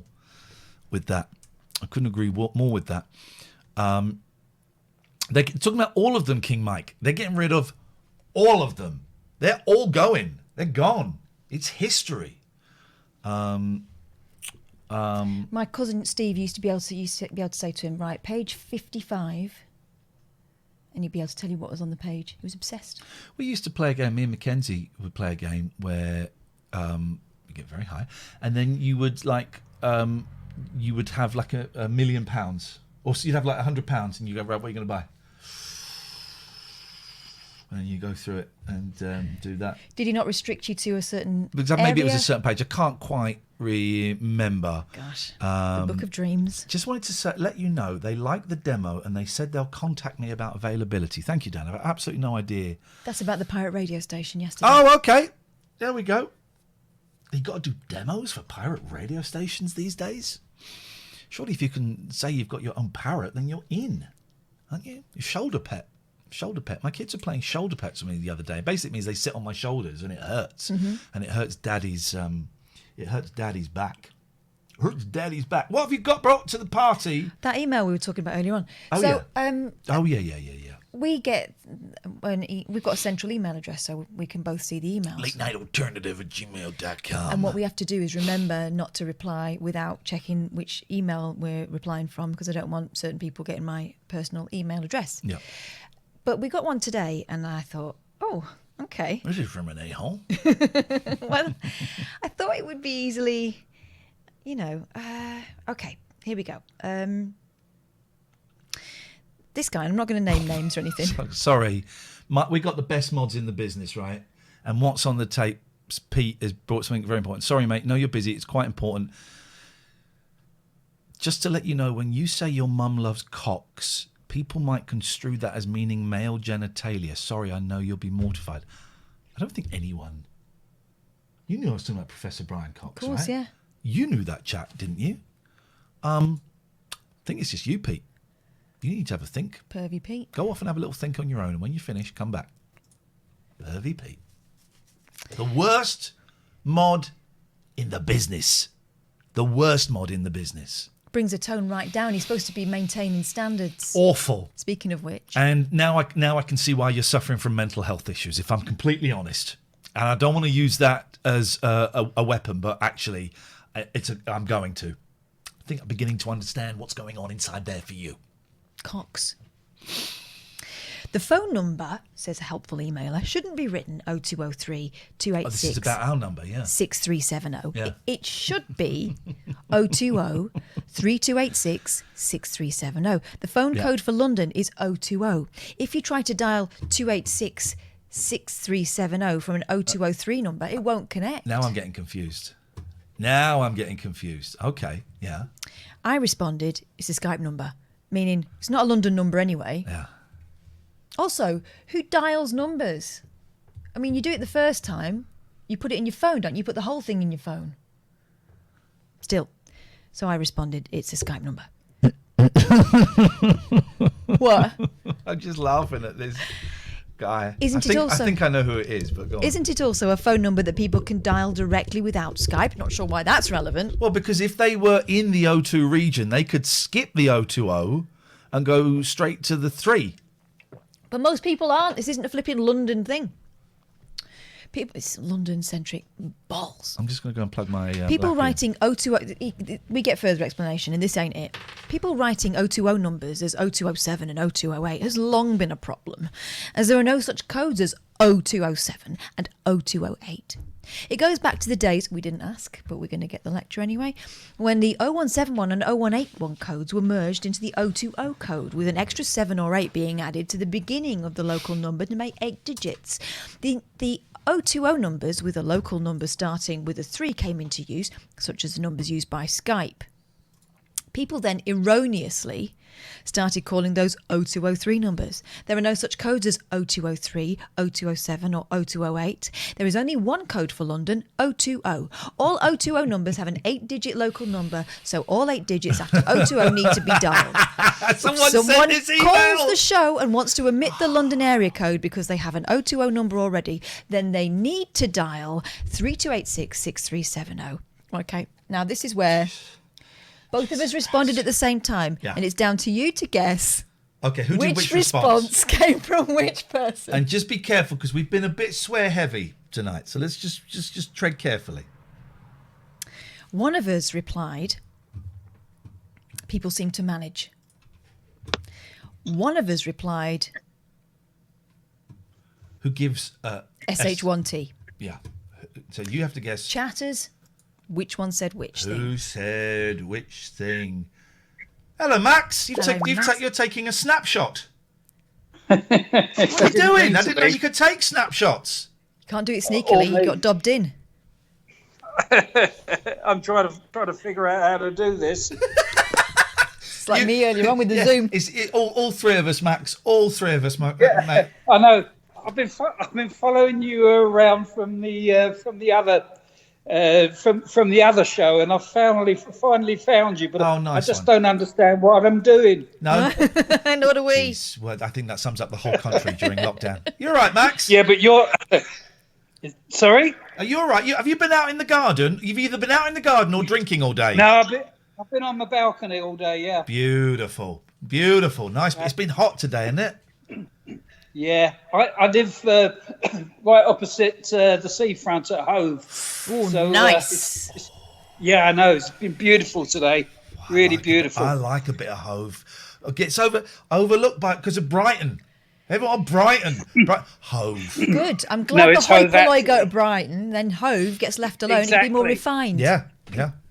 Exactly. This is Hove, actually. What can we do for you, Max? Well, no, I've just been following you around because I did phone a couple of times when you were on the other program. Yeah.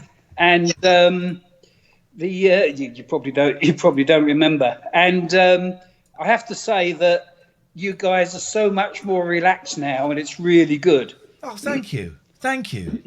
You know, it is really good because my feeling before was that you just attracted all the trolls in the world. Oh, yes. I can see you now. Hello. You attracted all the... You actually...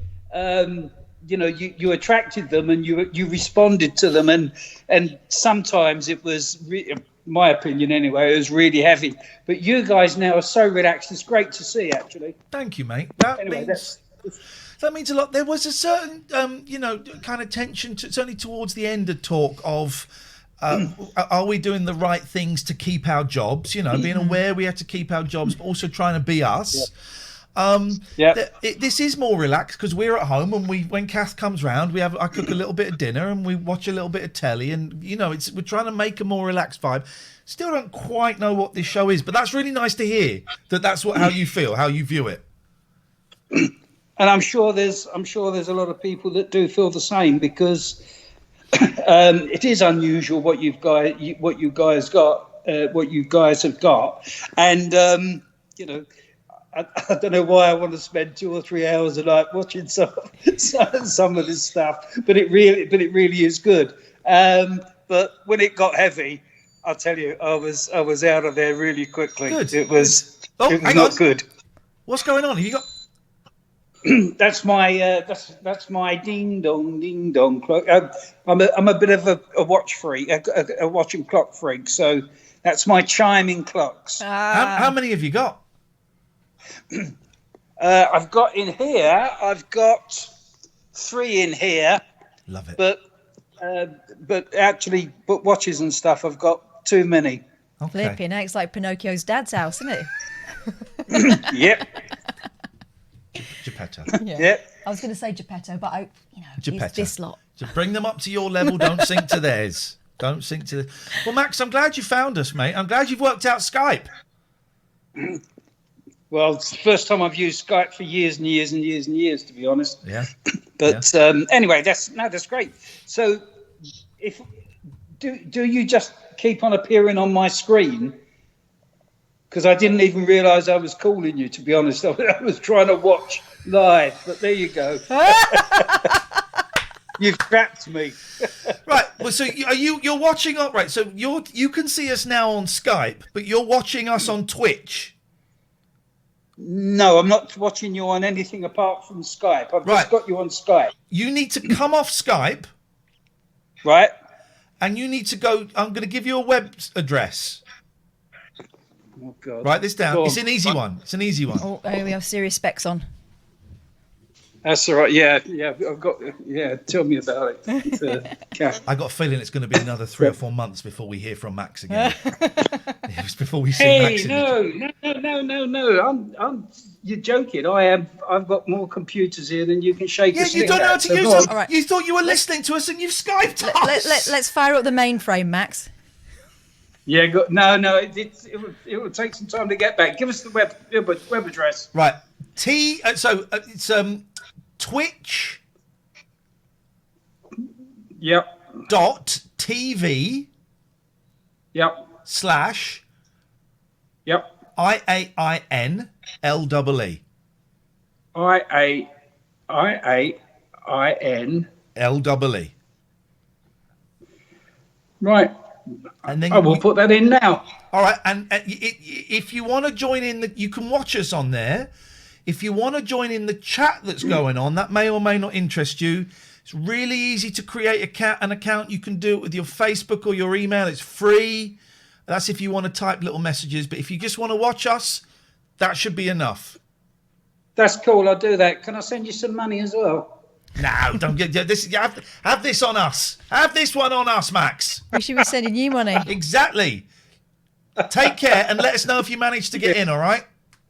Okay. Good luck with the show, guys. You're doing a great job, all right? Thank you, Thanks, mate. Max. See you later on. Ta-ra. Bye-bye. Nice guy. I thought it was brave. First time watching and he was ringing up. No. I didn't Skyped us. I didn't even know I was calling. If Max pops up in the chat, of course everyone's going to make a fake Max account now, aren't they? That's what they're going to do. That was good. Yes, balcony shirts. Max is a dude. I like. Can we get some Max merch? Je suis Max. Scott, yeah, let's get some Max merch.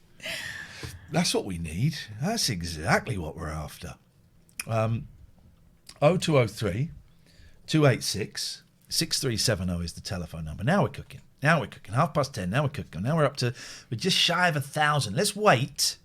Tell you what we'll do. We're going to wait until we get 1,000 viewers before we go any further. Just 6 more viewers. That's all we need.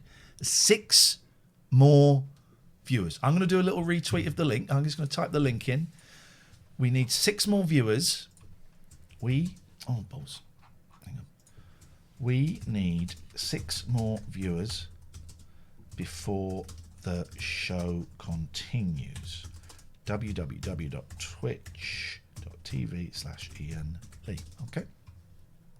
And we won't carry on till we get what it is we are after. So once Max gets in, we'll have 1. That means 5 more. Yep. Okay.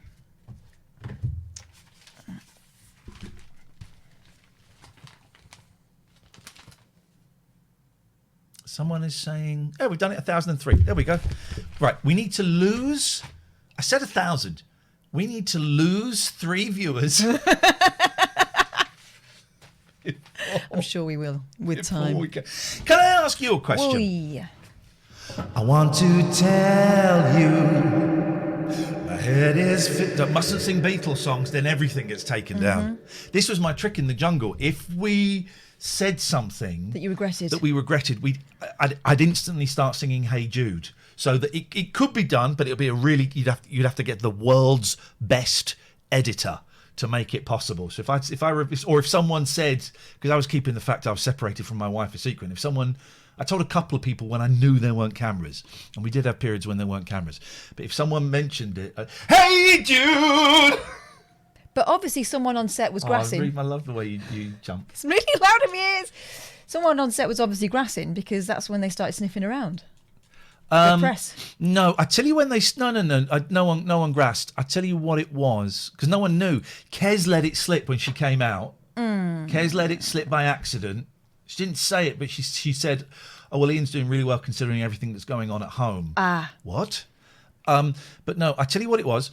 Before I went in the jungle, so I was kept for a week, like miles away, like an hour's drive away from where everyone else was kept in this crappy hotel, and all I would do is I'd get up every morning with my chaperone, go and have breakfast, and I'd doze out by the pool listening to a really long, dull book about Bob Dylan, audio book, and then I'd go back to my room and I'd watch terrible movie. Anyway, it was awful.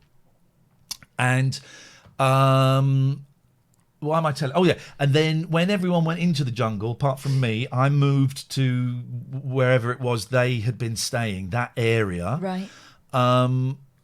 And oh yeah, and then so you're kept secret, and then you're told, right, tomorrow we're going to announce that you're doing this, okay? And you will meet the press. So you go out and you have like loads of photo shoots. You kind of, and here he is. Here's our next contestant, Iain Lee. You go, hi everyone, hi, and you go and have a whole day of photo shoots. Pictures of me getting in a helicopter that I never actually flew in. Pictures of me walking along the beach in a suit. Pictures of me. Was I dressed up at that point? Maybe I wore the outfit. I might have worn the outfit for some of those pictures. I don't know. But if you see pictures of me in a suit and a tie walking along a beach, that's from that day. And then we filmed some then inserts. you filmed the stuff for Vote For Me, didn't you? Yeah, we filmed all of that. And then in the Versace hotel, I had to do like a little meet the press. And it was someone from the Star, the Sun, and maybe the Mail, someone else. And so we sat there, and I'd made a conscious decision up until then, even though I was separated. I'd made a conscious decision. I was wearing my wedding ring, and I thought, we're going to go to Australia. I'm not going to wear the wedding ring. That was a really dumb mistake if I wanted to keep what was going on a secret. So we sat there, and it was all really, really nice, and a lovely chat. And okay, well, I think your time with Iain is done now. Any more questions? And the woman from the start said, yeah, I've got a question. Are you looking for love in there? I said, no, I'm married. Oh, okay. It's just you're not wearing a wedding ring. And I instantly went, I've made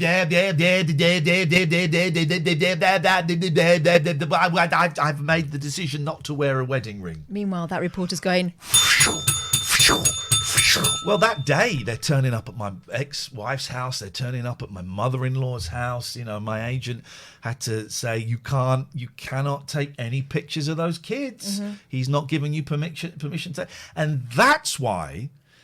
the press said, look, we know two things about Iain, right? We know two things. We know he's getting divorced or he's divorced.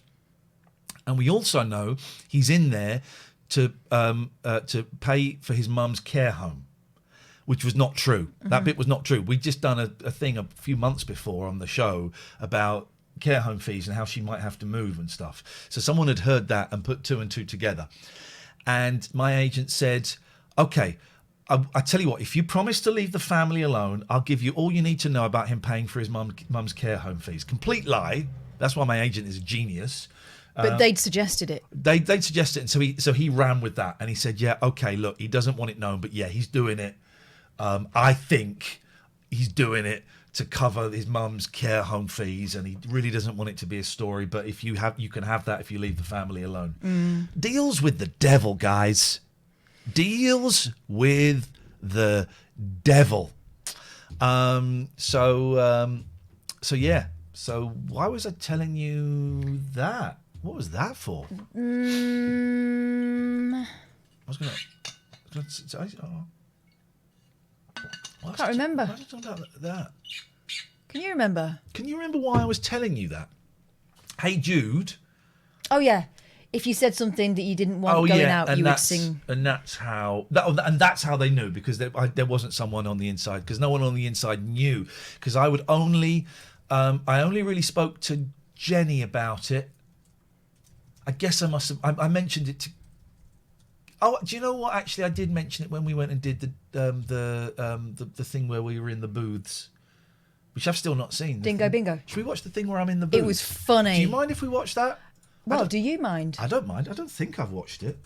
I've got the whole thing on DVD. They send you the DVD. What was it called? Dingo Bingo.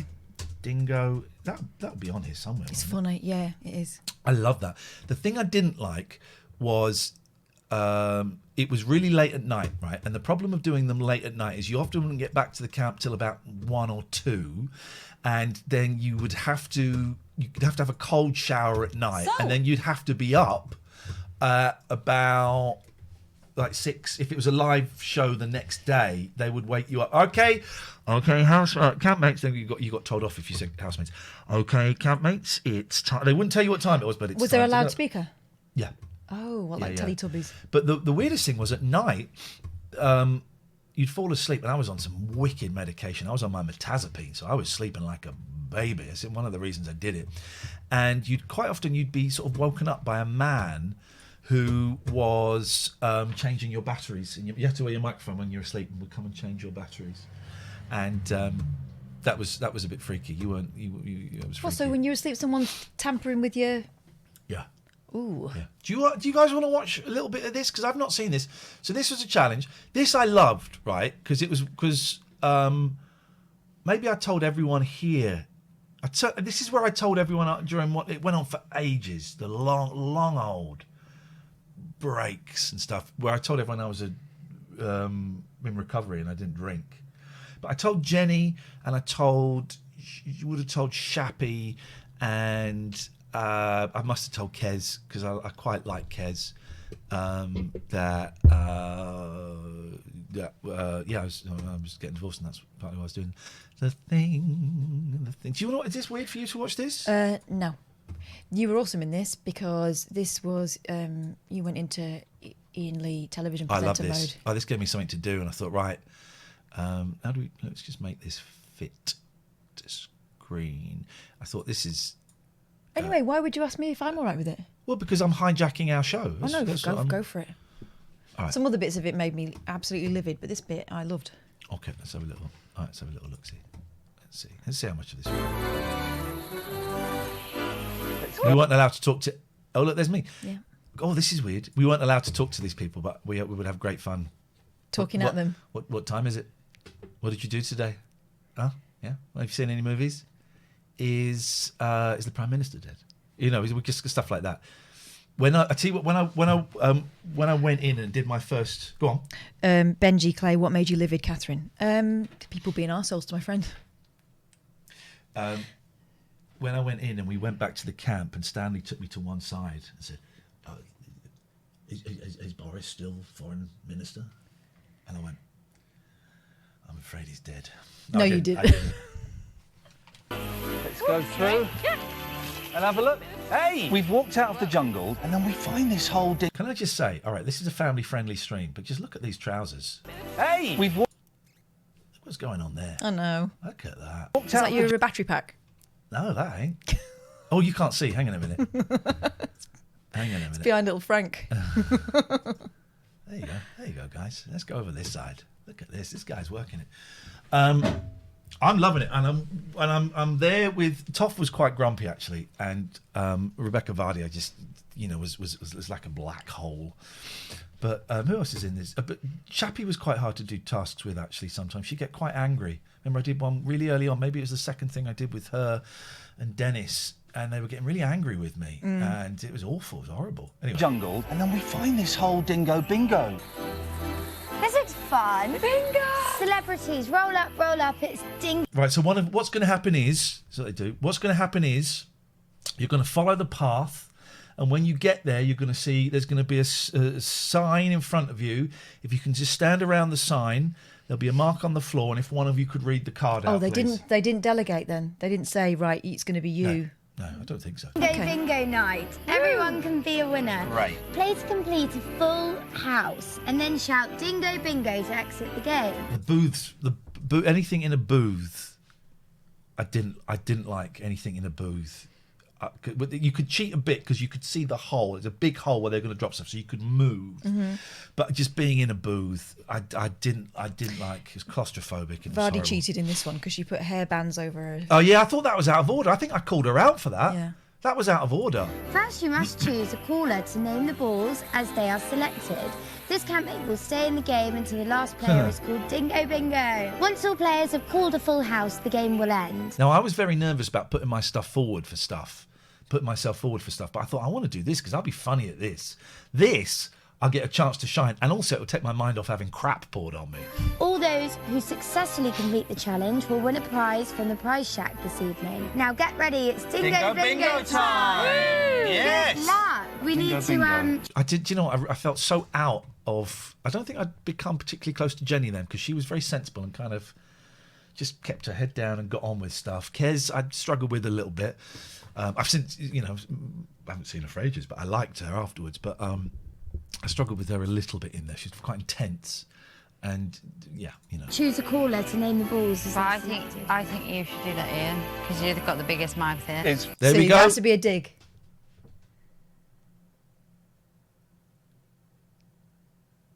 Funny, but it's... it is hilarious. It's rude. You've got the biggest mouth here. It's funny, but it's... it is hilarious. It's rude at the same time. Oh, I can be a lot ruder if you want. I know. There we go. That was. Look at me there. Look at me there. Oh, I can be a lot ruder if you want. I know. Dark energy. Dark energy. I'm very happy to be the caller. Come on, stop stalling. Let's go and play Dingo Bingo. Hey!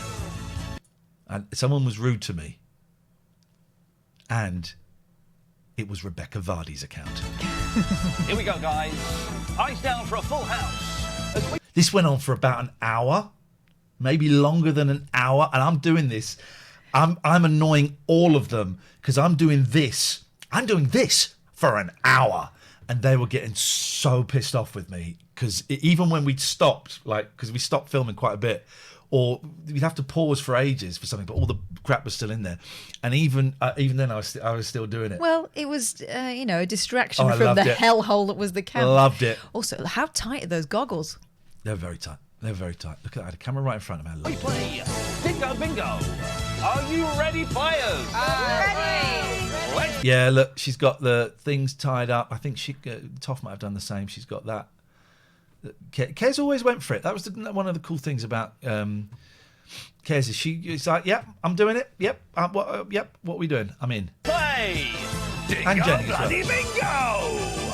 We got Barry is turning the balls this evening. The first ball. Dingo bloody bingo. Yeah. An orange cricket. If you've got an orange cricket there, ladies, then please mark it off. The balls would roll in and Ian, our caller, would call them out. This was always weird. So you go in after, and this is another thing. So you think you'd finish, and then you'd have to go into it. So tell us exactly what happened, and you've just filmed it, and you know. Our second ball. It is a purple, and it is an eel, a purple eel. Oh, God. Bingo, Jenny's stalling Look, I've got ants on Jenny, me how there. many have you got The there? ants, Oh, they would bite you. Fire ants. Okay, that's great. There we go. What are Look they, at that. Bex? Anytime you want to drop that third ball. Are they those nasty ones? Yep. Yes, of course they're the nasty ones that bite. It's Dingo Bingo. I actually can't deal with I these green hated ants. those. They're menaces. I didn't They get the slime. I was everywhere really and they glad I bite didn't you get and the it's slime. so painful and there's so look at many this. of them. Hideous. Watching this. Go away. Sorry, I'm here all night. Just let them crawl over Let's shout out if you're having fun, guys. No. Jenny, they're coming. Jenny, they're coming. During the game, we had the most horrific things dropped on our head. I had green ants, cockroaches. That's terrible. That's really terrible. I hate these little bastards. Here we go. God, look Oh at God, that. it was And just all sorts. It was horrible. Oh, But that's focus, disgusting. focus. Get the job done and let's win these prizes. Oh my God, they smell like they taste. It's a purple spider. I loved Dingo Bingo. It's the most fun challenge I've had since arriving in the jungle. There we go. Should we watch part 2? You want to watch part 2? Dingo Bingo. God, this is weird seeing this. You don't want the advert. There we go. Oh, it's literally gone down my ear. Yeah, we But go. also what's weird is we would film as like that whole evening from being called out, leaving the camp to get into bed was 4 hours. And I was naively thinking that, this hour here, hour and a half, was going to be like 15, 20 minutes of telly. It's not. It's like 5 minutes, 6 minutes. Yeah. What a waste of time. A waste of everybody's time. The old ear canal being invaded by a cockroach. What could be better? Tough. Cheap. Go away. Oh, Jesus. Worms. This wasn't the stereotypical down at the town hall bingo. I'm glad I didn't get that. That stuff was that. And Jenny's Also, the winner of... what bingo games does Toff go to at town halls? Does she mean the village hall? Oh, bless her. She's trying to be normal. Sign the contract to be on I'm a Celeb and then to express resentment when you're covered in insects suggests a lack of forethought. Yes. Was Strawberry Gate scripted or suggested? Come on. No, I can tell you all about Strawberry Gate if you want. It's boring. I've told everyone. It's boring, isn't it? People know what Strawberry Gate is. The first gunging. Great work there. Great work. The green slime. Oh, I love you, Jenny. It got me right in the middle of the head. Oh, what? Imagine what you think it would be like to hang out with the person who plays Fizz from Coronation Street. It's even nicer than that. She's such a joy, isn't she? Yeah. And her husband, Chris. Oh, I love it. I love it. A really aggressive gun. All over the card. There you go. You see? How brilliant. It's a green, guys. It's a green cricket.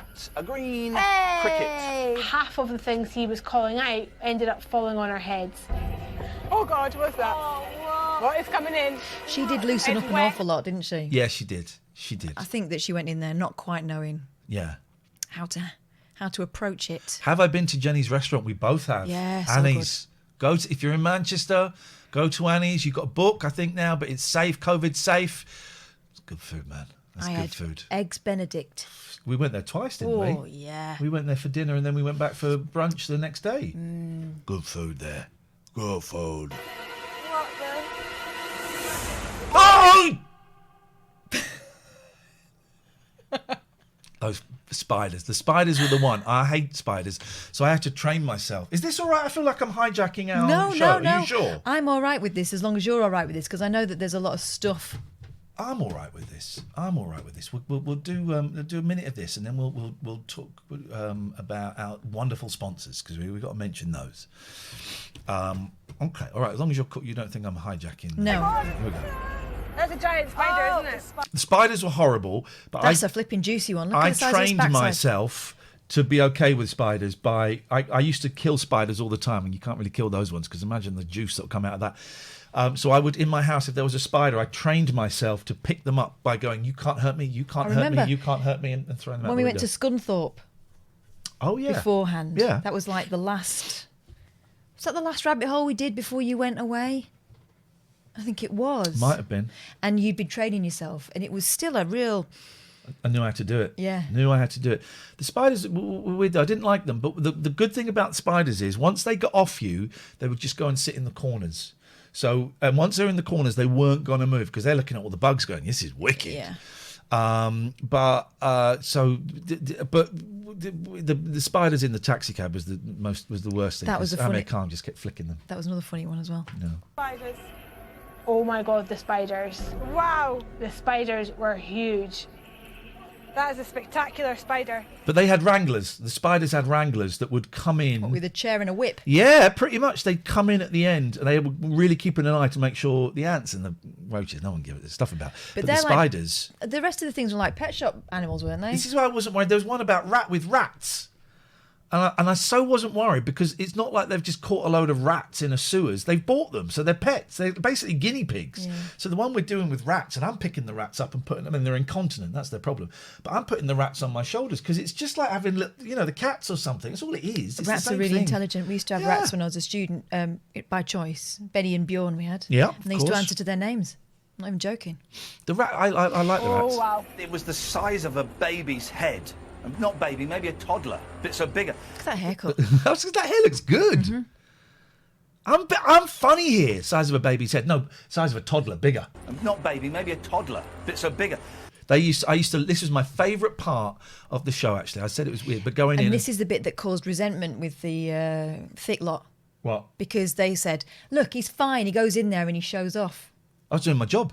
I was doing what I was paid for, going in there and talking. And also, these were quite often at 10 o'clock at night, which is when I would be doing the radio show. So I would just, and I didn't have an outlet. So I'd go in and I'd just talk. And it got to the point where they'd go, Iain, we're gonna have to just get you to move on a little bit. Yeah. I'm giving them gold. They got resentful of that, did they? Of course they did, because they can't string a sentence together, some of them, can I was they? doing my job. That's what we're paid for. Massive. Why did...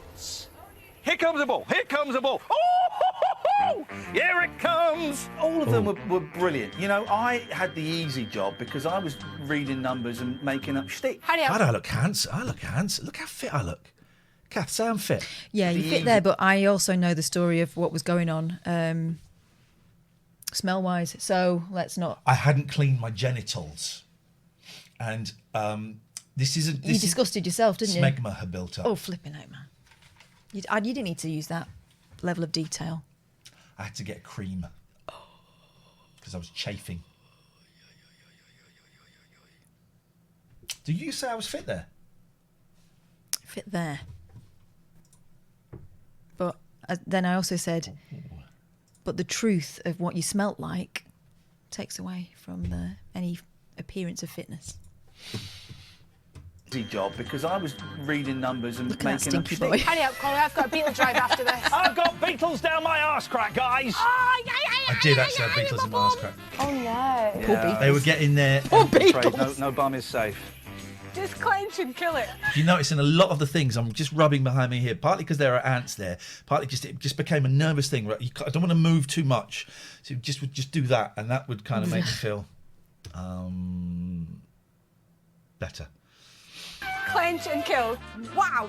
One, I think, lone green ant bit me bum. I swear to God, these prizes better be spectacular, guys. Oh, okay. Oh, no.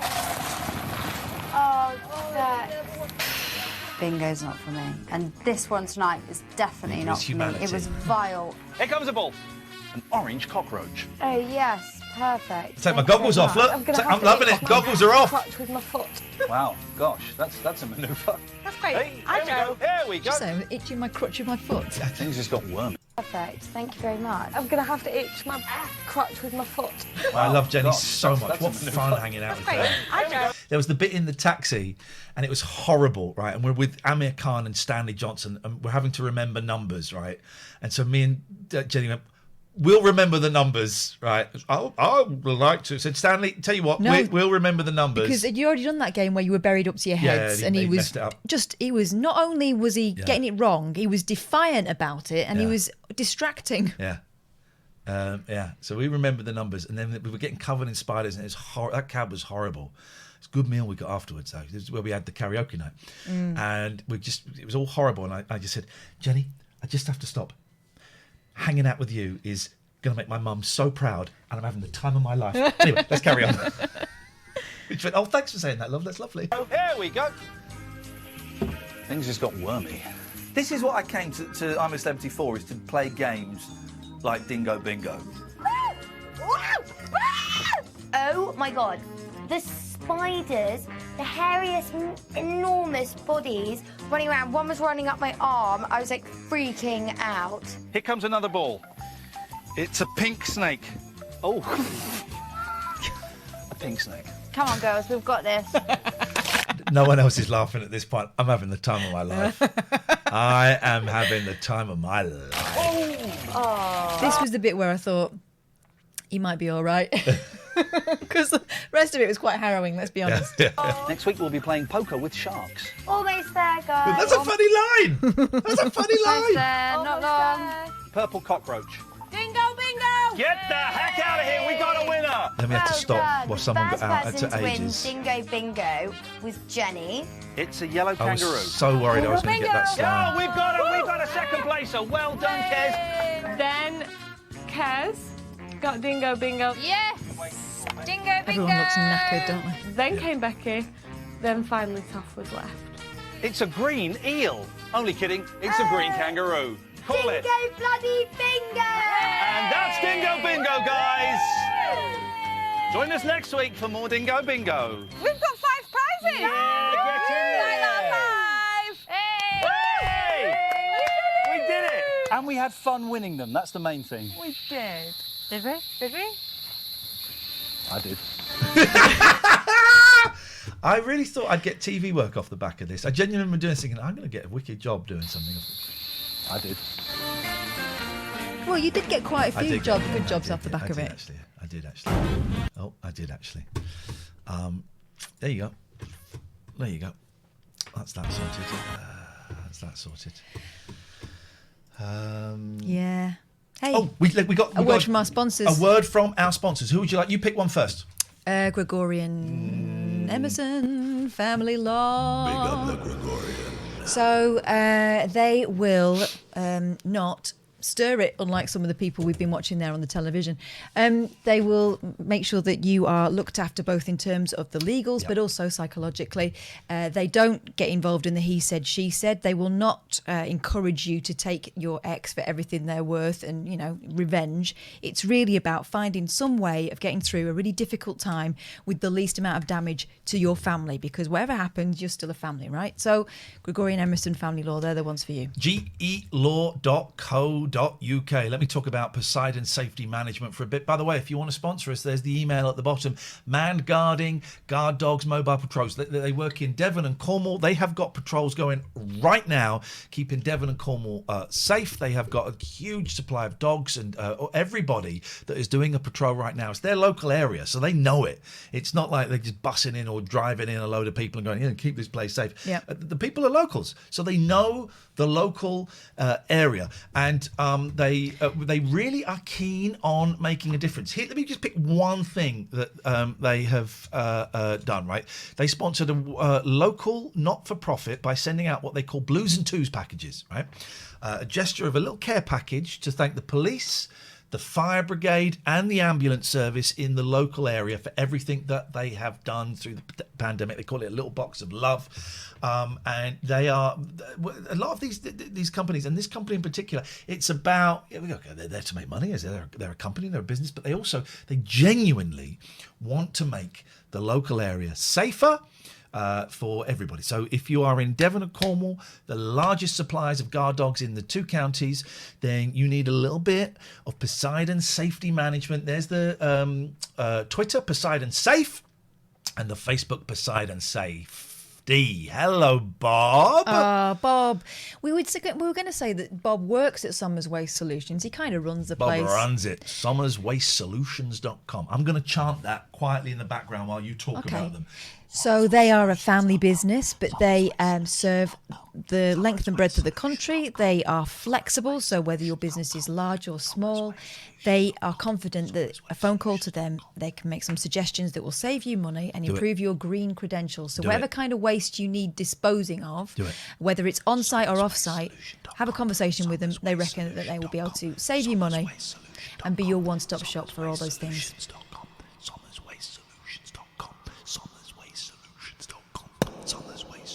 Okay. You can stop now. Thank you, guys.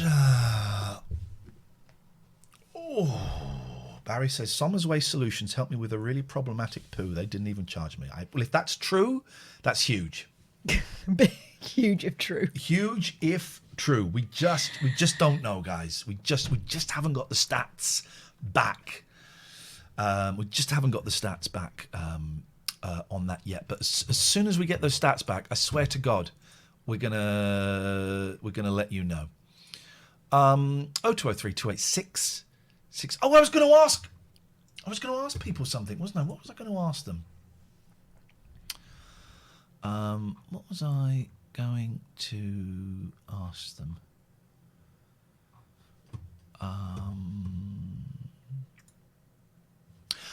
We'll find out after this. Hello, caller. Who is this? Hello. Hello. Hi. You told me to shut up for about 12 years ago when I was 2 years old. Now I'm 14 here with my dad. Well, without telling you to shut up, could you mute your stream, please? No. Shut up! Shut up! Shut up! That's just a bit disrespectful, in my opinion, not gonna lie. Well, you don't respect our request for you to shut up. Respect our requests. You've got to turn your speakers off in the back, otherwise it gets too confusing. Shut your face, Dad. Wait. Do you recognise his voice? Go on, say it again. What? Say something. Why are you so aggressive?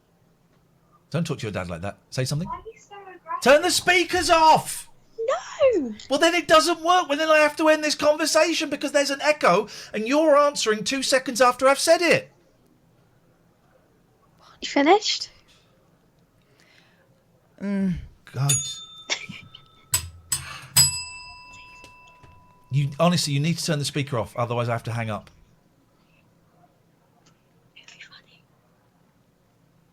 Okay. Turn the speaker off. I want to talk to you. Turn the speaker off. I want to talk to you. But with the speaker on, it doesn't work. There's a delay.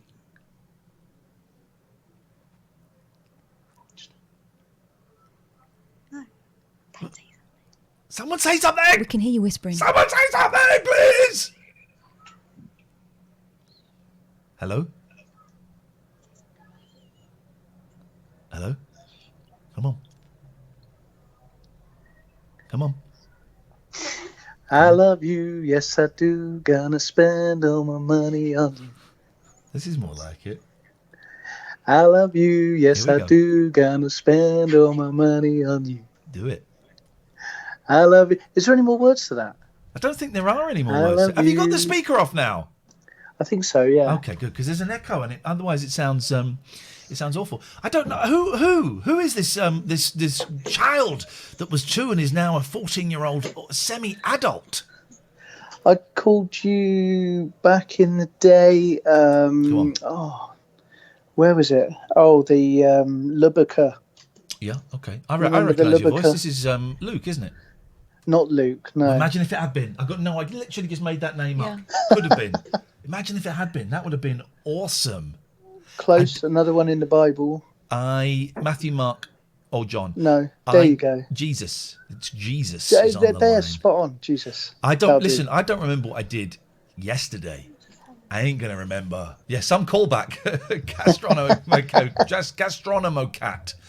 I don't remember what I did yesterday.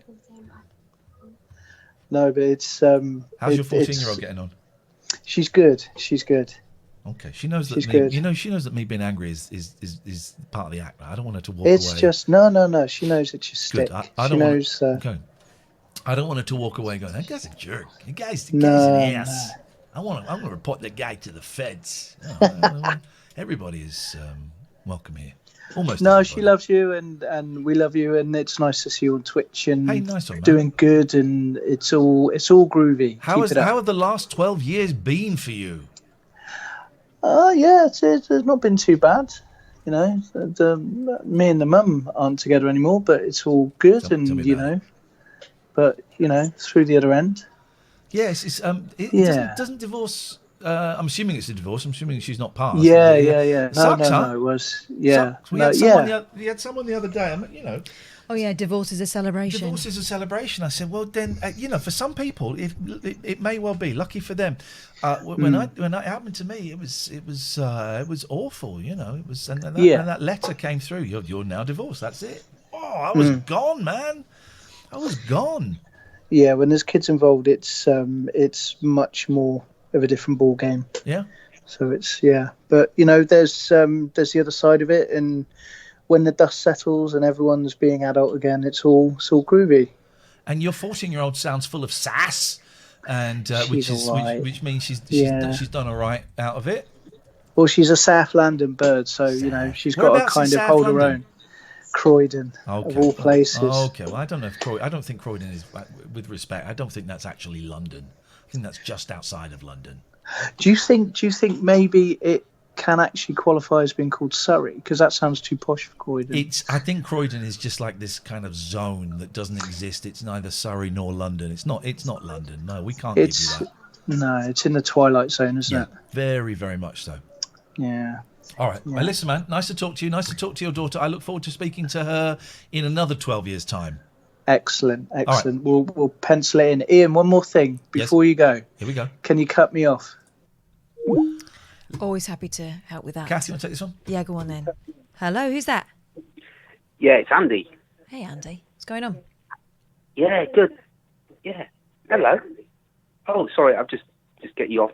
Hey, it's great to see you guys here. I got into your last station performance broadcast community brilliant thing you're doing like 2 weeks before you got like kicked off. And I spoke to you like on the last night as well. And so I was really sad. I thought it was me who had ruined everything by doing a really boring long call. Okay, you're not the guy that complained about us, are you? Because we had this guy that we fell out with, and he complained about us wanting us to lose our jobs, and then when we lost our jobs, he thought he had got me the sack, and so he sent a really long, pompous email saying, "Well, I believe I may have got you the sack," and I just wrote back going, "Oh, just F off." But then didn't he want to work with us? He wanted in to some work way? with me, yeah. He wanted, because then he worked out who I was, and he wanted to. I said, "Oh, F off." Yeah. So, but that wasn't you. No, you won't remember. But the first time I phoned up, you offered me a man wrestle. Still waiting for it, brother. Yeah. Still waiting for it. Yeah, and then I was talking about pulling up dandelions in my garden, and Kath actually told me the technical description of that thing with the pole on it. Anyway, so Okay. That was then. This is now. This is now. Excuse me. Yes. What have you got? So what I've got is that, and maybe Kath can help me out with this. I think maybe I can. I'm in a pattern of stuff, right? Today I dropped my. I'm phoning on my wife's phone now, but today I dropped my phone in the bath and it's ruined. Right, but 2 weeks ago I had it in the repair shop for a week and a half because it wasn't charging. And there's something, and I keep doing this. Like, things run out, and I try to prolong the life of them, and pay for them to get fixed. And ultimately they break, rather than just letting them go and moving on. Before you let that phone go, have you got it in rice? I've not, no. Get it in some rice. Do you remember I dropped my phone down the toilet? Yeah. And I put it in rice. Yeah, I know. I taught you how to do that. Yeah. And it worked. I know. I told you. Well, and then the bit of rice went in the charge hole, and we had to fish it out, and we thought we'd broken it. You got to get rice. You put the phone in a bowl, and you cover it completely in rice. And the rice sucks all the moisture out. Papa Lazarus says that's arse the right thing. No, it worked. It works. It absorbs moisture. You knob. Sorry, it's quite aggressive. Sorry. All right. What I tried to do was to just, like, the kids were playing PlayStation on the PS4, so I put it on top of that because it gets really hot, doesn't it? Yeah. So now the PS4's broken. Okay. So. Yeah. All right. I'll take that advice. Sirius says, why are people doubting the rice thing? The rice thing. What's the science behind that? Moisture. Meh. You lot are classic reply guy, right? Yeah. Which is, I'm telling you something happened. He witnessed it. And you're telling me it didn't happen done because it. you don't understand it. I've done it. It's a fact. Rice. Rice absorbs. I'm not talking to you, Andy, because you're a sensible man. Rice absorbs moisture, right? That's what it does. That's how you. Repair experts say rice isn't the best method. Of course they do, because they want you to take your thing to them. Okay. I'm sorry. Did we say that rice was the best method? Did we say that? No, we didn't. We said it was a method. It's worth a go. Quite possibly the best method you have at home, right? Quite possibly the best method you have at your fingertips when it happens. Is it the best method? No, of course it's not. Of course it's not. It didn't work when I tried it. It doesn't work all the time. It probably won't work for this guy if it's been totally in the bath. But it does work. You idiots. Well, I think it's because I got someone to open it. They had to open the whole thing, so they've broken the whole seal. I think it's dumb, to be honest. Well, just get rid of it and buy a Huawei for £100. I did the same. I got rid of my iPhone because I dropped it down the toilet full of poo. That's a true story. And I just thought, I'll stuff this. And I bought a Huawei for £120, an Honor 8, and it does everything that the iPhone does with a slightly better camera. And it's being tapped into by the Chinese government. So always someone watching you. There we go. Go. Anyway, Kath, you were saying yesterday as well, right? You're saying about, you've seen how this new format goes and everything. Yeah. I've been thinking about this today, and I was thinking, it's like you two, like there's a party, imagine there's a party going on every night that anyone can join in on. You two in a kitchen, you're inviting loads of people in, you accept anyone. If anyone's got something to give, you're not putting people down. We like if they're a pain, we will chuck them out. Well, yeah, if they're an arse, yeah, but no, that's who you are, and it's a great party to be with, and this is only going to get bigger and bigger and bigger. Love it, guys. Take your time. This is ace. Thanks so much for the pep talk. It's beautiful. I think that must be that'll be the stroppy 14-year-old. See you when I'm 26. Sounds like a threat. Here's what I was going to ask you, but it's not really fair to ask you. This question needs to be asked to people who aren't watching the show. Mm-hmm. But then we can't ask them. But what would you ask them? Are you enjoying this? Is this what you hoped? This is on every night, every weeknight, 9 p.m. UK time to midnight, and it's now 11:15. Is this what you hope? Sorry? Someone's tried to have a little pop in the chat saying, so condescending. Oh, mate. Condescending? Mate? Advis 1977? I'm not condescending. How dare you? Condescending. How could we be? No. No. No, mate. No, mate. Condescending? No. No, mate. No. Condensation, that's what they meant, yes. Compensating, yes. Is this what you expected or hoped for, perhaps more importantly, when you heard that I was coming to Twitch and then you found out that Katherine was... this is Democracy Manifest, okay. When you're really pasteurising too.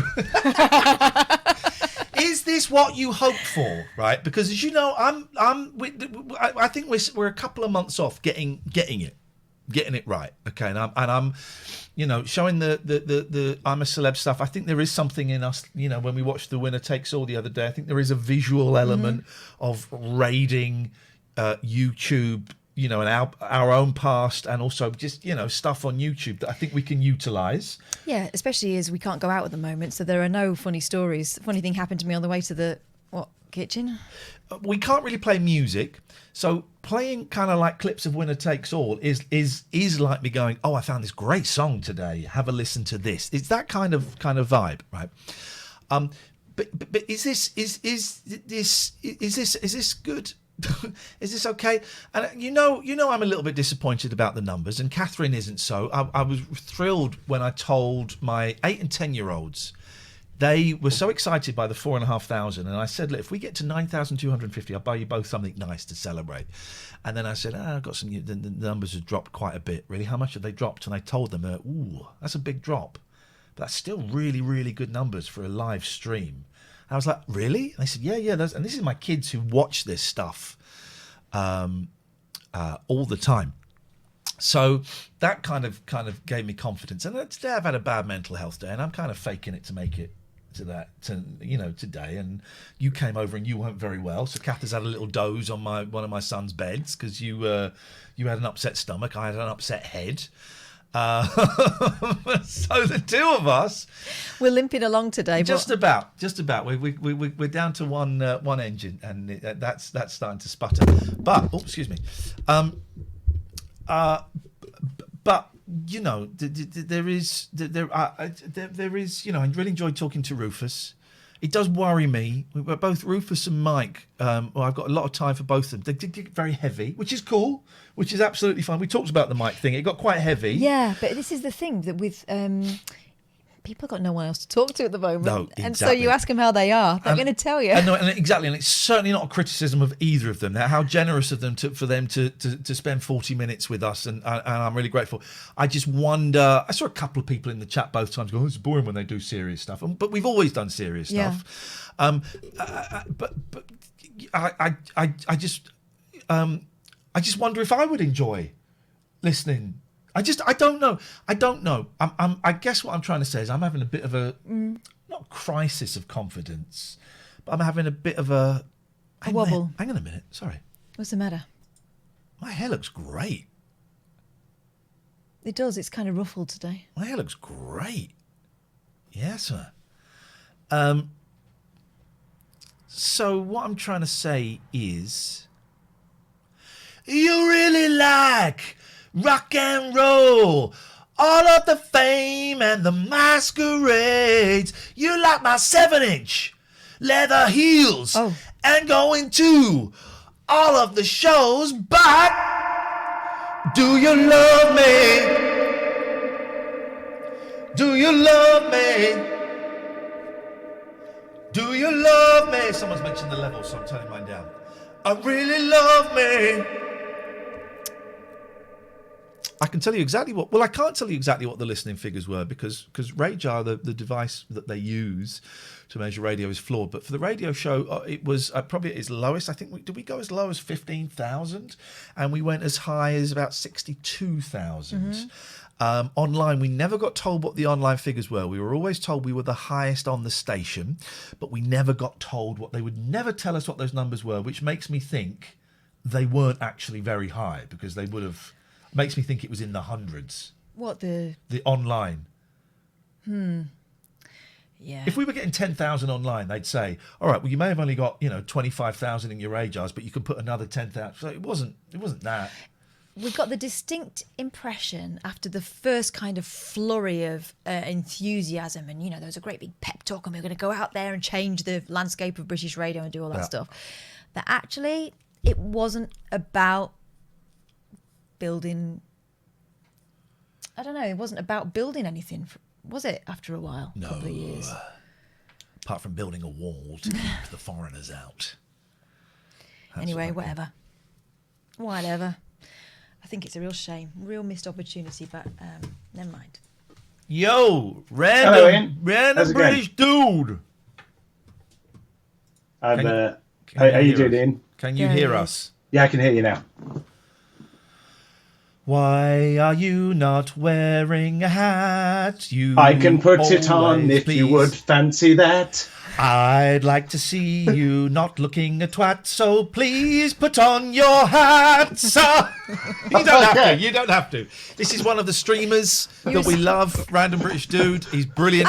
Now it's Random British Dude. Catherine, what do we do? What do we do when a streamer joins us? The hype train. No. What? I'll do it.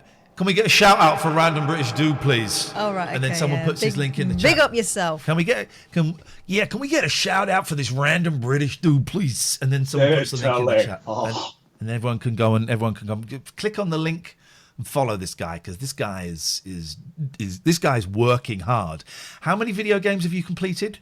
362. What was the last one you completed? That was I'm just playing Ghost of Tsushima now. The one before that. I didn't ask what you're playing now. What was the last game you completed? Answer the question. Sir, listen.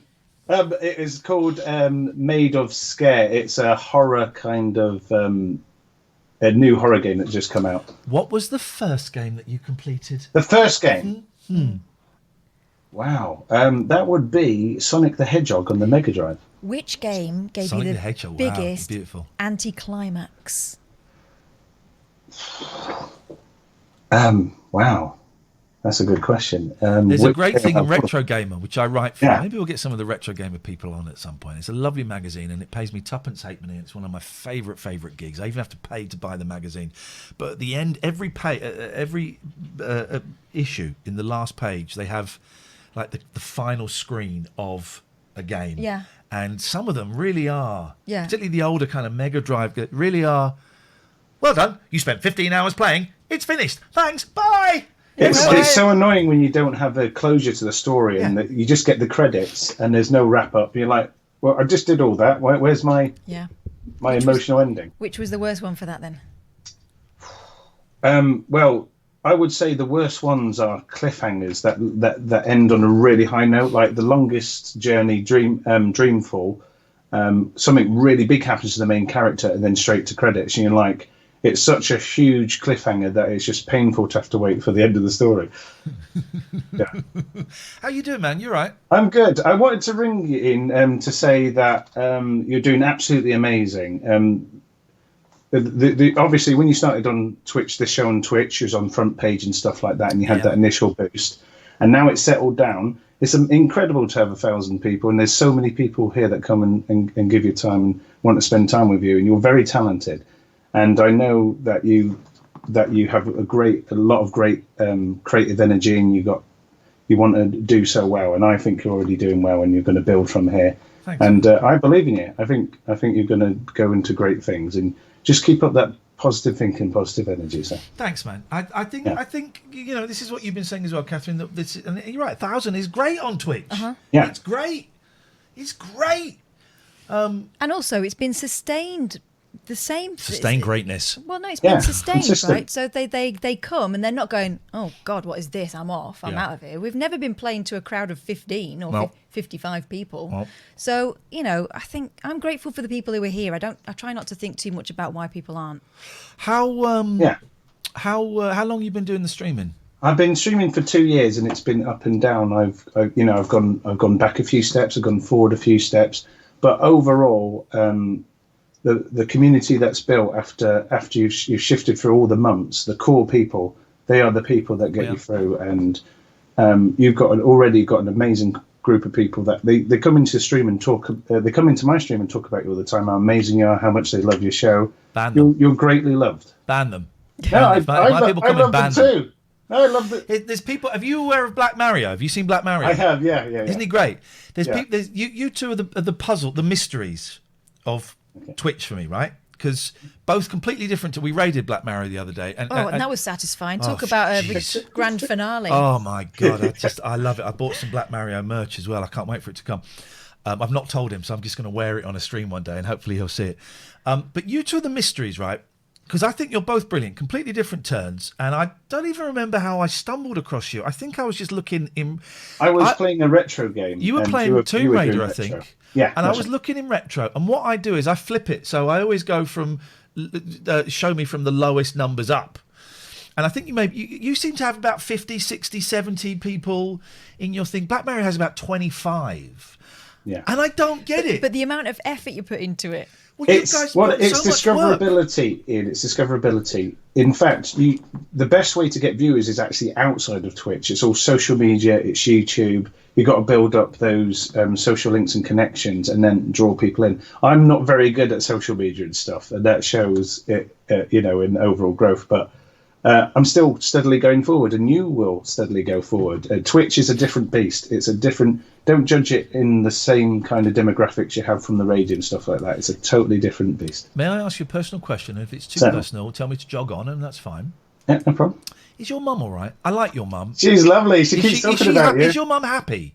She goes in and out of down moods and stuff like that. This is what I've kind of picked up on. Yeah. Don't share anything that you don't want to share. But I genuinely like your mum. She makes me laugh a lot. But I got that vibe from her. Yeah, she's always had that that little bit of centre where she's been hurting through certain things in life, and she's not fully overcome. Her mum and dad's passed away recently, and she's fallen a bit from then, and so it's just a rebuilding. Yeah, from that. Well, she's lucky to have you. I want to see a picture of your twin though. Oh yeah, my twin brother's visiting next month. We're going to do a twin stream. So is it like proper identical? Yeah, right? proper, if I were to meet you in this, and has he got the beard and the steampunk hat and all of that? he's clean shaven, unlike me. But that's I'm going to tell him to grow his beard and see if we can tell us apart. He's got a month to do it. Yeah. All right. Send my love to your mum, man. I think she's will do.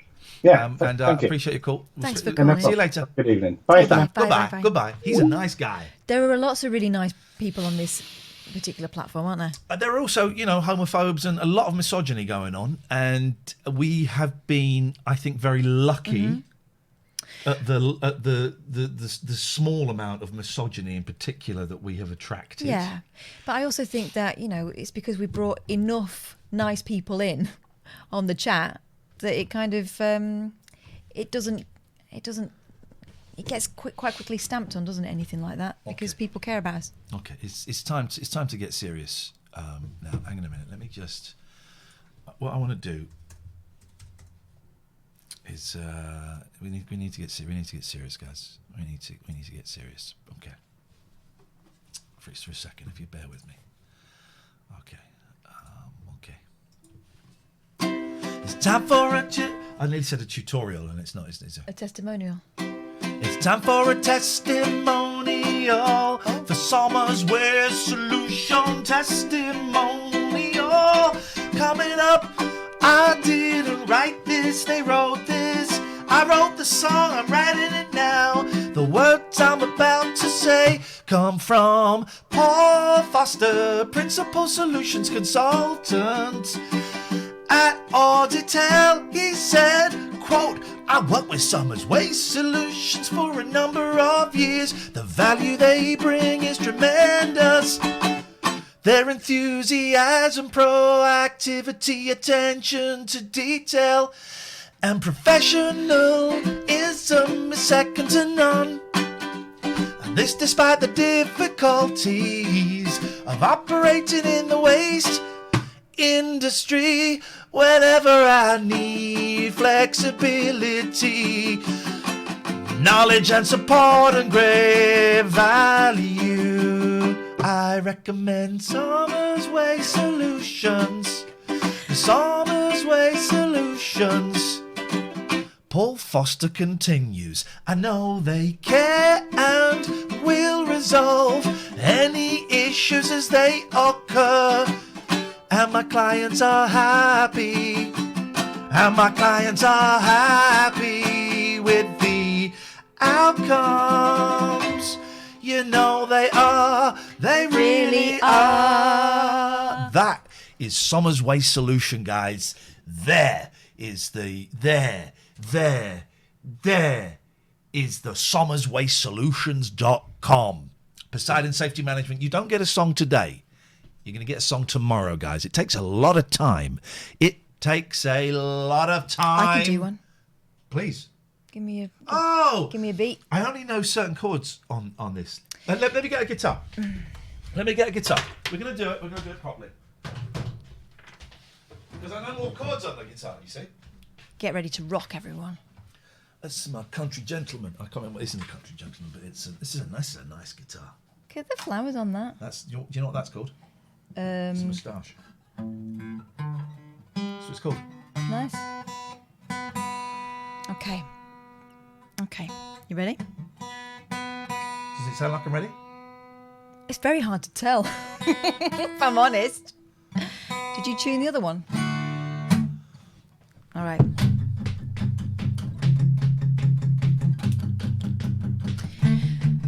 There are bad guys in Devon and Cornwall. Bad guys. You wouldn't believe your eyes with the bad guys in Devon and Cornwall. They're in trouble because Poseidon Safety Management, their eyes are on you. They got loads of dogs. One called Zeus. Got loads of dogs. They'll help you. Give them a ring. Big or small thing. Poseidon Safety Management. They'll guard it for you. You know they will. They really will. And Gregorian Emerson family law solicitor. Don't stir it. Okay, so that is...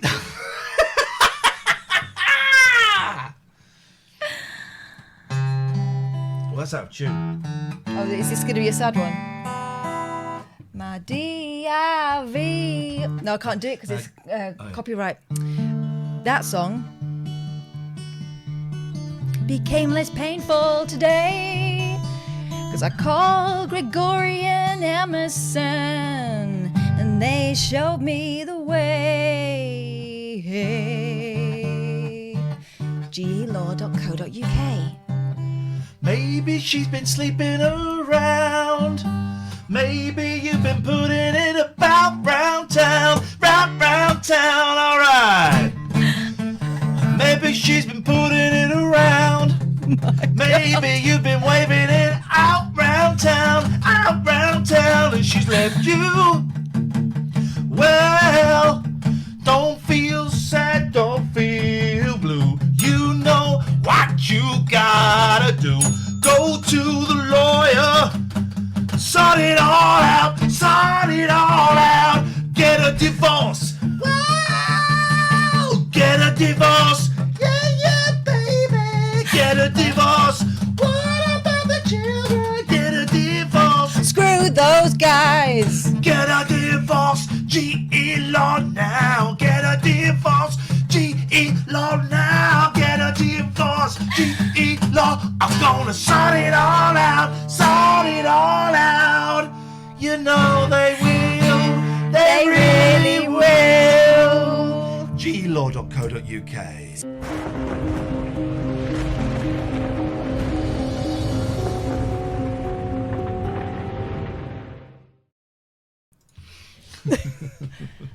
Seriously though, serious businesses. We've done the adverts. They're done. They're done. Hey, maybe the telephone number guy was right. Maybe we ought to change it. I feel such a fraud now. I mean, we've got 0203 on there. It should be 0203. And then I got a stain. Oh, oh no, mate. These shorts are like this. Remember Is that called a pirate's penny? These shorts are probably, I was going to have a test when I bought these. So these are probably 20 years old. Do you remember Maharishi trousers? No. Do you remember the Maharishi trousers? They were like cargo pants with like Oh, they're desiguals. Yeah, desiguals. Wow. So see. But there was a fashion about 20 years ago for Maharishi trousers, green sort of cargo pants with embroidery down there. Now the Maharishi ones was really intricate. Yeah, the market ones were not so not so flamboyant. Yeah, desigual. Spanish shop. Mm-hmm. Yeah, I got it when I went to Oxford Street, Regent Street. They used to be in. Wow, fancy. I missed that. Actual fancy pants. Whew, I'm out of breath from rocking I'm rocking so hard. Right. Let's get some phones. Let's go to the phones. Let's go to them. Let's go. They're ringing off the hook. Why have we lost 50 viewers? And they've gone to get divorces. Made it sound so much fun. Take this call. Bossy boots. Hello, Nick. Hello, good evening. How are you? Good evening. Yeah, I'm all right, thank you. What brings us together this evening? I'm a little bit out of the loop. I'm just checking in to make sure Graham the cat's all right. Graham the cat. Oh. For Jerry. Well, you're assuming Graham is real. I think Jerry's full of it. It was gold last night, absolute gold. Well, it was inaccurate reporting is what it was. And literally inflammatory. I just want to answer Ian's question anyway, because he said, how's it going and things. I just want to be honest. So I kind of jumped from the 11 o'clock show to now. Wow, that's time travel. Have you been in a coma for that long? Yeah, there's a bit of a black hole that happened. Yeah. But it's all good, I think. I'm enjoying the chaos, the rawness of it. Rawness. So I just keep going. Okay. Thanks, Nick. Yeah. What time's the raid tonight, by the way? We're going to be doing it. It's around about midnight. I've got college tomorrow. Next week, things get a little bit easier. So we can go a little bit later. In fact, we have to go a little bit later because we're taking a night off. Yeah, so we've got to expand. So we're going to have to expand the show. But so next week, we're going to do a few a little bit later. And we can. I'm kind of free next week, so it's up to you. I've got to go to court. But tonight, the raid is going to be at midnight. Smashing. Let's get involved. Thank you, mate. Cheers. Okay. 0203 286 6370. Skype, TLNA. A real lack of video calls. Yeah. Real lack of video calls. Let's get let's get the phones ringing. I think it's because it's getting towards the end of the week and everyone's given up on pants, maybe. I don't know.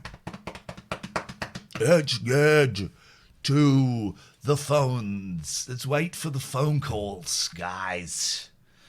Oh, this is a bit creepy from Paula. You got any plans for your birthday, Kath? Well, I'm not going out. She's going out with this guy. Hey, Nelly. Hi, Catherine. Hi, Ian. You okay? I can see the face of a ghostly baby behind you. Yeah, what's that? Behind you. Oh, this. Yeah. This is my. It's not my pictures. My boy's pictures. Apart from that one, because he insisted that I draw a picture as well. So I drew a picture of my newborn baby, but I saw it drew a bit too big. And it's just quite scary. Wow. I am reminded of a really funny clip I saw in an episode of The Detroiters, which I will show in a minute. It won't make it. It make you laugh, Catherine. That's a terrifying image. When we were out yesterday, our kids went. We went out for a little picnic after the swimming at this thing, and the kids went, "Oh look, there's Boris Johnson having a fight with Kim Jong-un." And it was happening. It was happening. There were these two people just walking through the park, and they had Boris Johnson and Kim Jong-un masks on, and they were fighting. It was the weirdest but most wonderful thing. I loved it. Oh, hang on. I don't want you to. I just want to show you this clip, but I need to How do I make this small?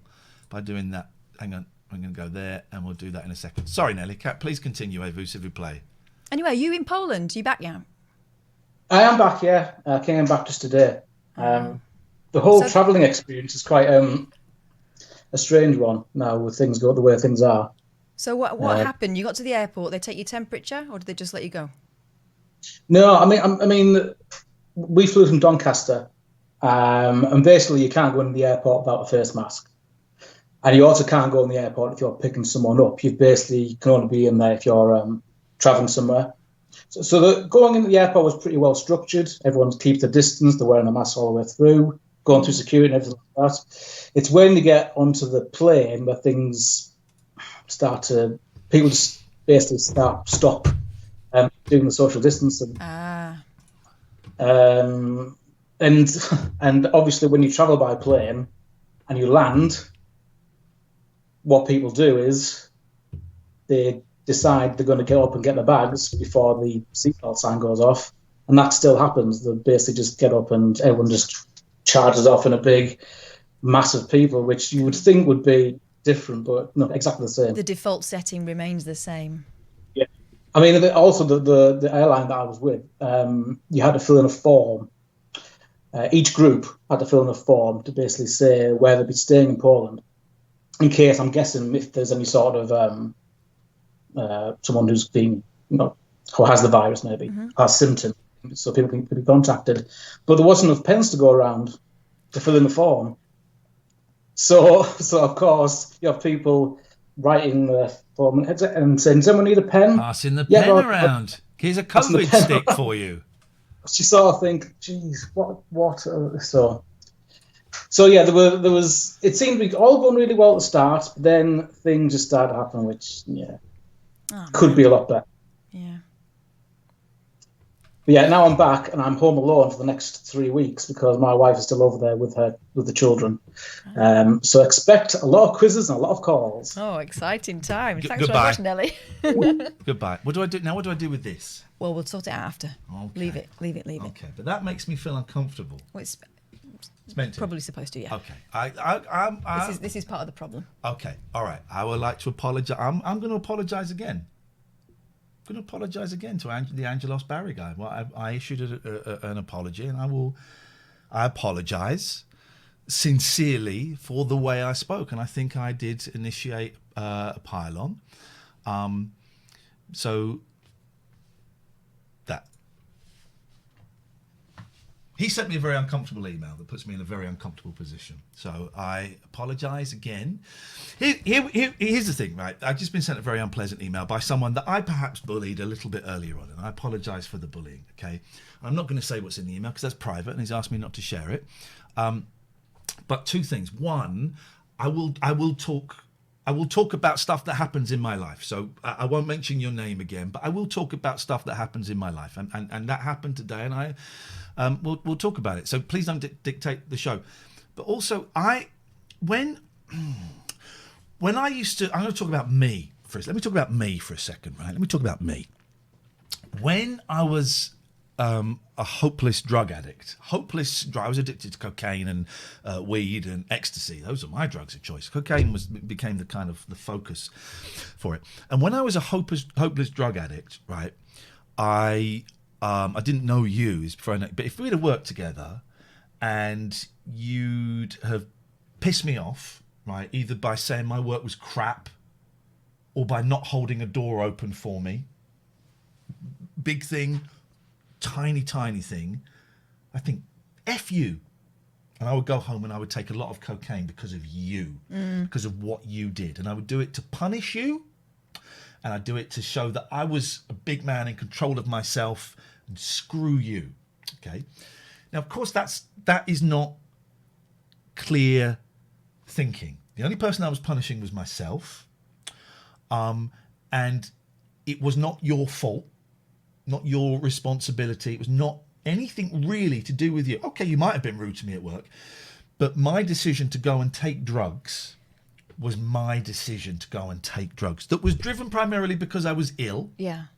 But it would not be right or fair for me to then say to you, Catherine, I went home last night and I took 3 grams of coke, and it's your fault. Mm-hmm. Would not be fair of me to do that. Well, it wouldn't really be true. It either, wouldn't be would it? true. Because the addiction is looking for an excuse. It wouldn't be true.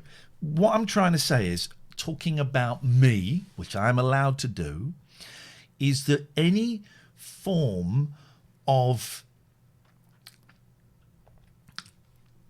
slowly committing suicide, which I personally believe taking drugs, being an alcoholic, self-harm, food, some of the food disorders, I think a lot of those things are a very slow way of killing myself, that I have to take responsibility for any harm that I do to myself, whether that is ingesting chemicals, whether that is going out and having, sex out in the woods, whatever it might be.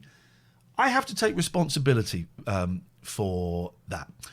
And what am I trying to say?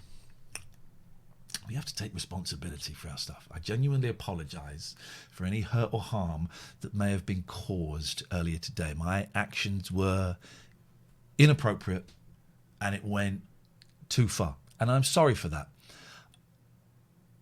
I can't take responsibility for how I treat you. If I treat you badly, that's something. But if you then go off, Catherine, and sleep with a dozen men to get back, if you do something to harm yourself, I can't take responsibility for that. No. It's that thing, isn't it, of we are not responsible for other people's behaviour. We are responsible for our own behaviour and our reaction to their behaviour. Not fair to put it on someone else. No, is what I would say. Can I just give out one telephone number to you, dear listener? If maybe you're saying this and this is clicking with you, maybe some of you are going, well, this is a bit vague. I've got no idea what he's talking about. The Samaritans in the UK. 116 123. 116 123. Free. Just takes that little bit of pressure off. I've called the Samaritans when I've been suicidal. They've saved my life 3 times at least. 3 Laura times. sometimes saying we're responsible for the consequences. Where's within a very limited frame. where's Laura sometimes saying I don't see it. The red. We're responsible for the consequences.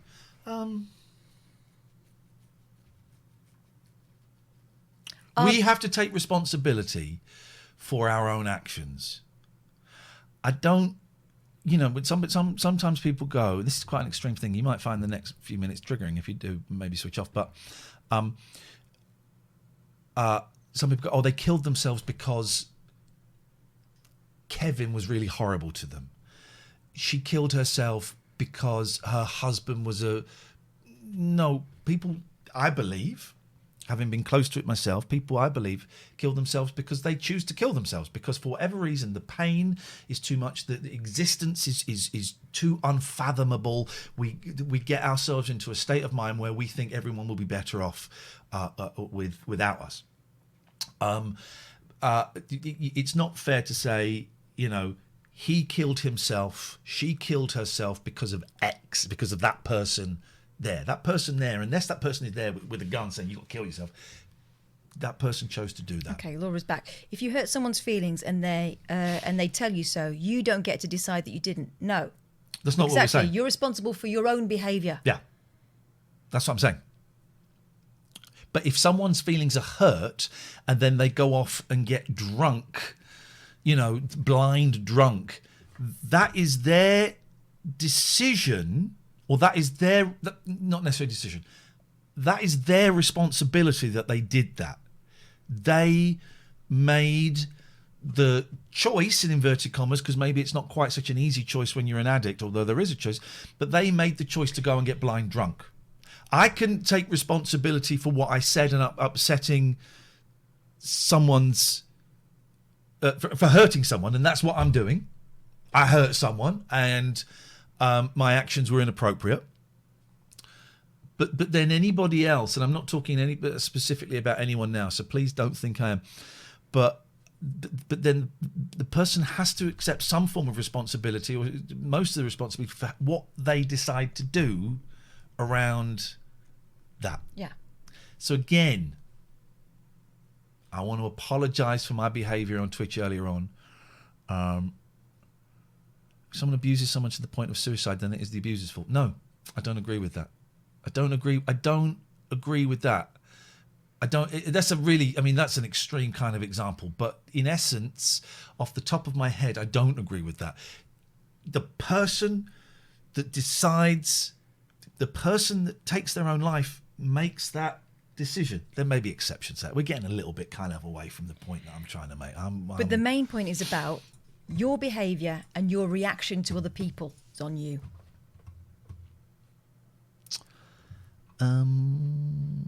Stay safe, everybody. Stay safe, everybody. 116123 is the telephone number for the Samaritans, if you like that. Okay, we got a phone call. Hey, Laura. Hey, Laura.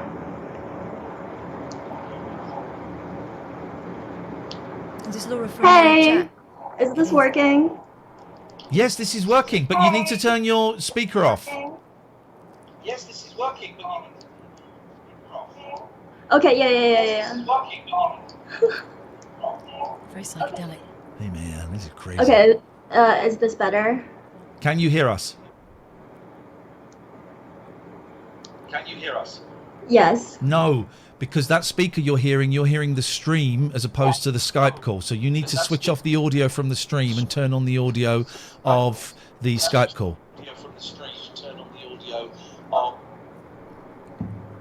Now can you hear us? Okay, I got it, guys. Sorry so much. Can you hear us now? Yes. There we go, beautiful. Sunset Stealer says, error nonsense to describe it as a choice. I don't know what you're talking about, Sunset Stealer. Going to need a little bit more information than that. Yes, Laura. Whew, okay, yeah. Thanks for having me on. It's a phone-in show. And great discussions tonight. I'm sorry I kind of joined in a little bit late, so I don't know if I really understood what was happening, but try to chime in a little. Go on. It's tough in the chat. Go on. It's easier to talk. Yes, absolutely. Well, I kind of just wanted to call in and maybe play a little song or something. Oh, yes! This is exactly what we need. Oh, this is exactly what we need. Yes! I mean, it was getting pretty heavy there, so I was like, maybe just, I don't know, something a little You are beautiful. relaxing. Yes, please, Laura. That would be wonderful. What do you fancy playing? Okay. All right, so this one, it's one of my all-time favorites. Hang on a second. I've got to do this. Can we get a shout out for Laura in the chat, please, guys? And then guys, please follow me. There we go. And, someone posts a link. There you go. Or subscribe or whatever. And I post playlists as well. I just made this crazy playlist of my favorite indie songs from the early 2000s. The playlist ended up being 78 songs long. Jeez, I didn't know there were that many songs from the early 2000s. And it's only part one of a many-part series. I'm terrible at narrowing things down. So they're all my favorite songs, every single one of them. So please check it out. Okay, but what's your favorite? Favorite? I think I'm about to play it for you guys. Oh, right here now. we go. Beautiful. Okay, so the song is called Both Sides Now, and it's by the wonderful Joni Mitchell. Probably won't be able to do We're going to shut up. Away you go. justice, but I'm going to just try my best. Very, very beginner level playing, but here we go. And just a disclaimer before I start, before Twitch, which I started Twitch a month ago, I've never ever played or sang or performed in front of anyone else, ever. So this is really nerve-wracking. This is great, man. I know. Okay, I know. Like, It's so like yeah, first time Catherine laughs at performer. my songs, but that's unfair. We're listening. Away you go, Laura. Okay.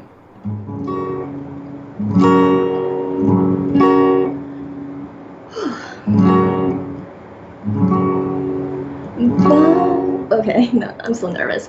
Balls of angel hair and ice cream castles in the air and feather canyons everywhere. I've looked on clouds that way, but now they only block the sun. They rain and snow on everyone. So many things I would have done, but clouds got in my way. I've looked at clouds from both sides now, from up and down, and still somehow it's clouds and illusions I recall. I really don't know clouds at all. I am so sorry. Yes, man. So, I'm absolutely just like, hold on, that was first verse. Okay. Dance and dreams and Ferris wheels, the dizzy dancing when you feel, when every fairy tale comes real. I've looked at love that way, but now it's just another show. You leave on laughing when you go, and if you care, don't let them know. Don't give yourself away. I've looked at love from both sides now, from give and take. Still somehow it's love's illusions I recall. I really don't know love at all. Tears and fears and feeling proud to say I love you right out loud. Dreams and schemes and circus crowds, I've looked at life that way. But now old friends are acting strange. They shake their heads, they say I've changed. But something's lost, but something's gained in living every day. I've looked at life from both sides now, from win and lose. Still somehow ends life's illusions I recall. I really don't know life at all.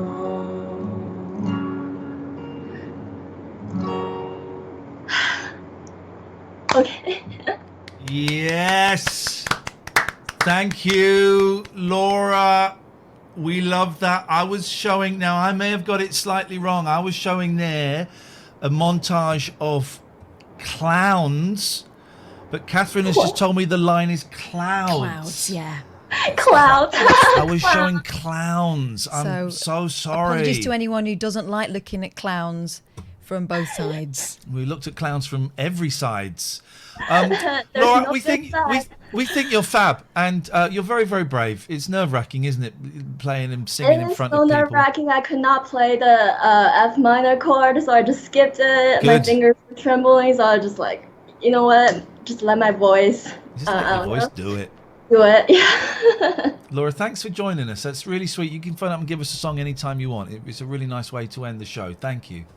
Thank you. See you later on. Thank you. Apologies. I know Laura had been phoning for a bit. We can't really see all of the calls, and if we're talking to someone, and that's my bad, and I need to get a little bit better at maybe keeping an eye on the calls and kind of Ollie says phoning people back. He likes that Carly Simon song about clowns in coffee. Yeah, it's a good. Well, I like the song.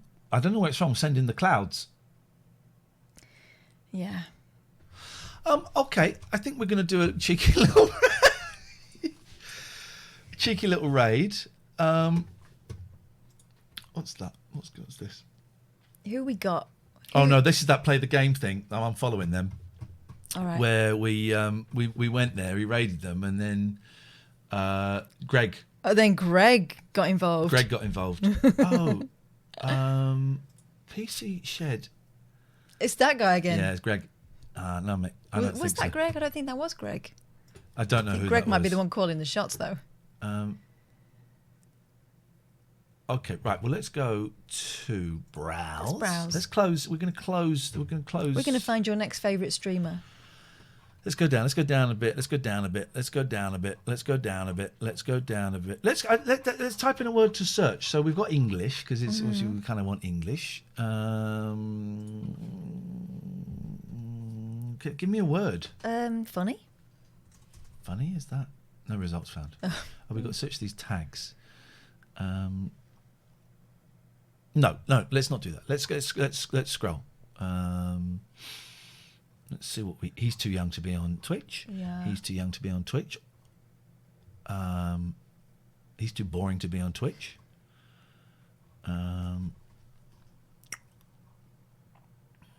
Snake Playday. I don't want to know. Okay, no, it's not doing it for you.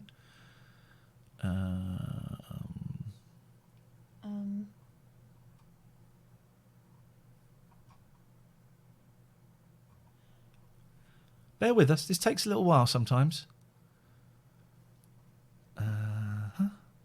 I'll tell you what. Why don't I put this over here? Then you can see what we are. We're browsing through. What we're browsing through. You can see what we are browsing through. Let me just push us up there, so you can see us. All right. So let's see. Goodbye. Come hang out with me and my family. What was the guy just chatting with my peeps? Where was that? I didn't see that. On the right there. Okay. This isn't necessarily the raid. No, he's got covered loads of penises all over the screen. Maybe that's what. Those are his peeps. No, I don't think. Gosh, a chatting peep.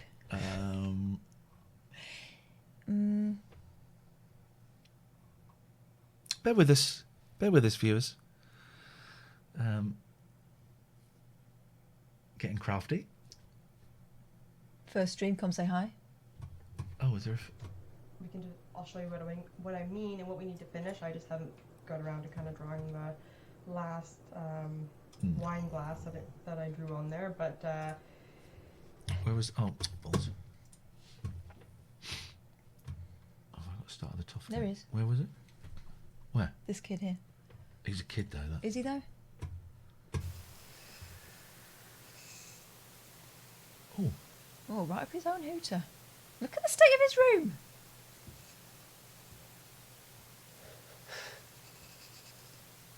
I think he might be smoking a bifter.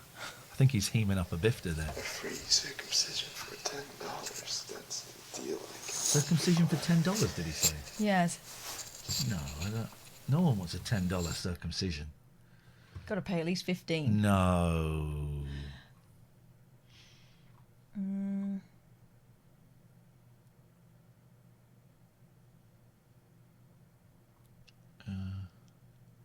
Chilly night? Chill night, scary. Oh, Doesn't say chilly night. Oh, I don't want chilly night. Gift wrapping time. Okay, hang on. No. No, I'm not buying that. That music was too slinky. Yeah, I'm not for buying gift that, wrapping. guys. Keep going. We're going to find it. By the way, don't forget the every day we release a 45-minute best of podcast, and the videos go up on YouTube. Instagram shows you more about what you like. So okay. a person asked if Chihuahuas. Okay. Yep. Hang on. You. To start getting training actual type of pressure where people are coming in his face. You know what I'm saying? Going Bit in quiet his face tonight, with isn't their it? It is a wee bit.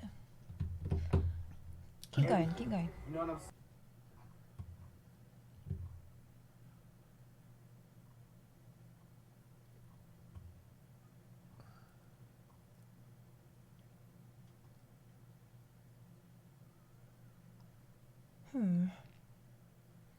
We'll find someone.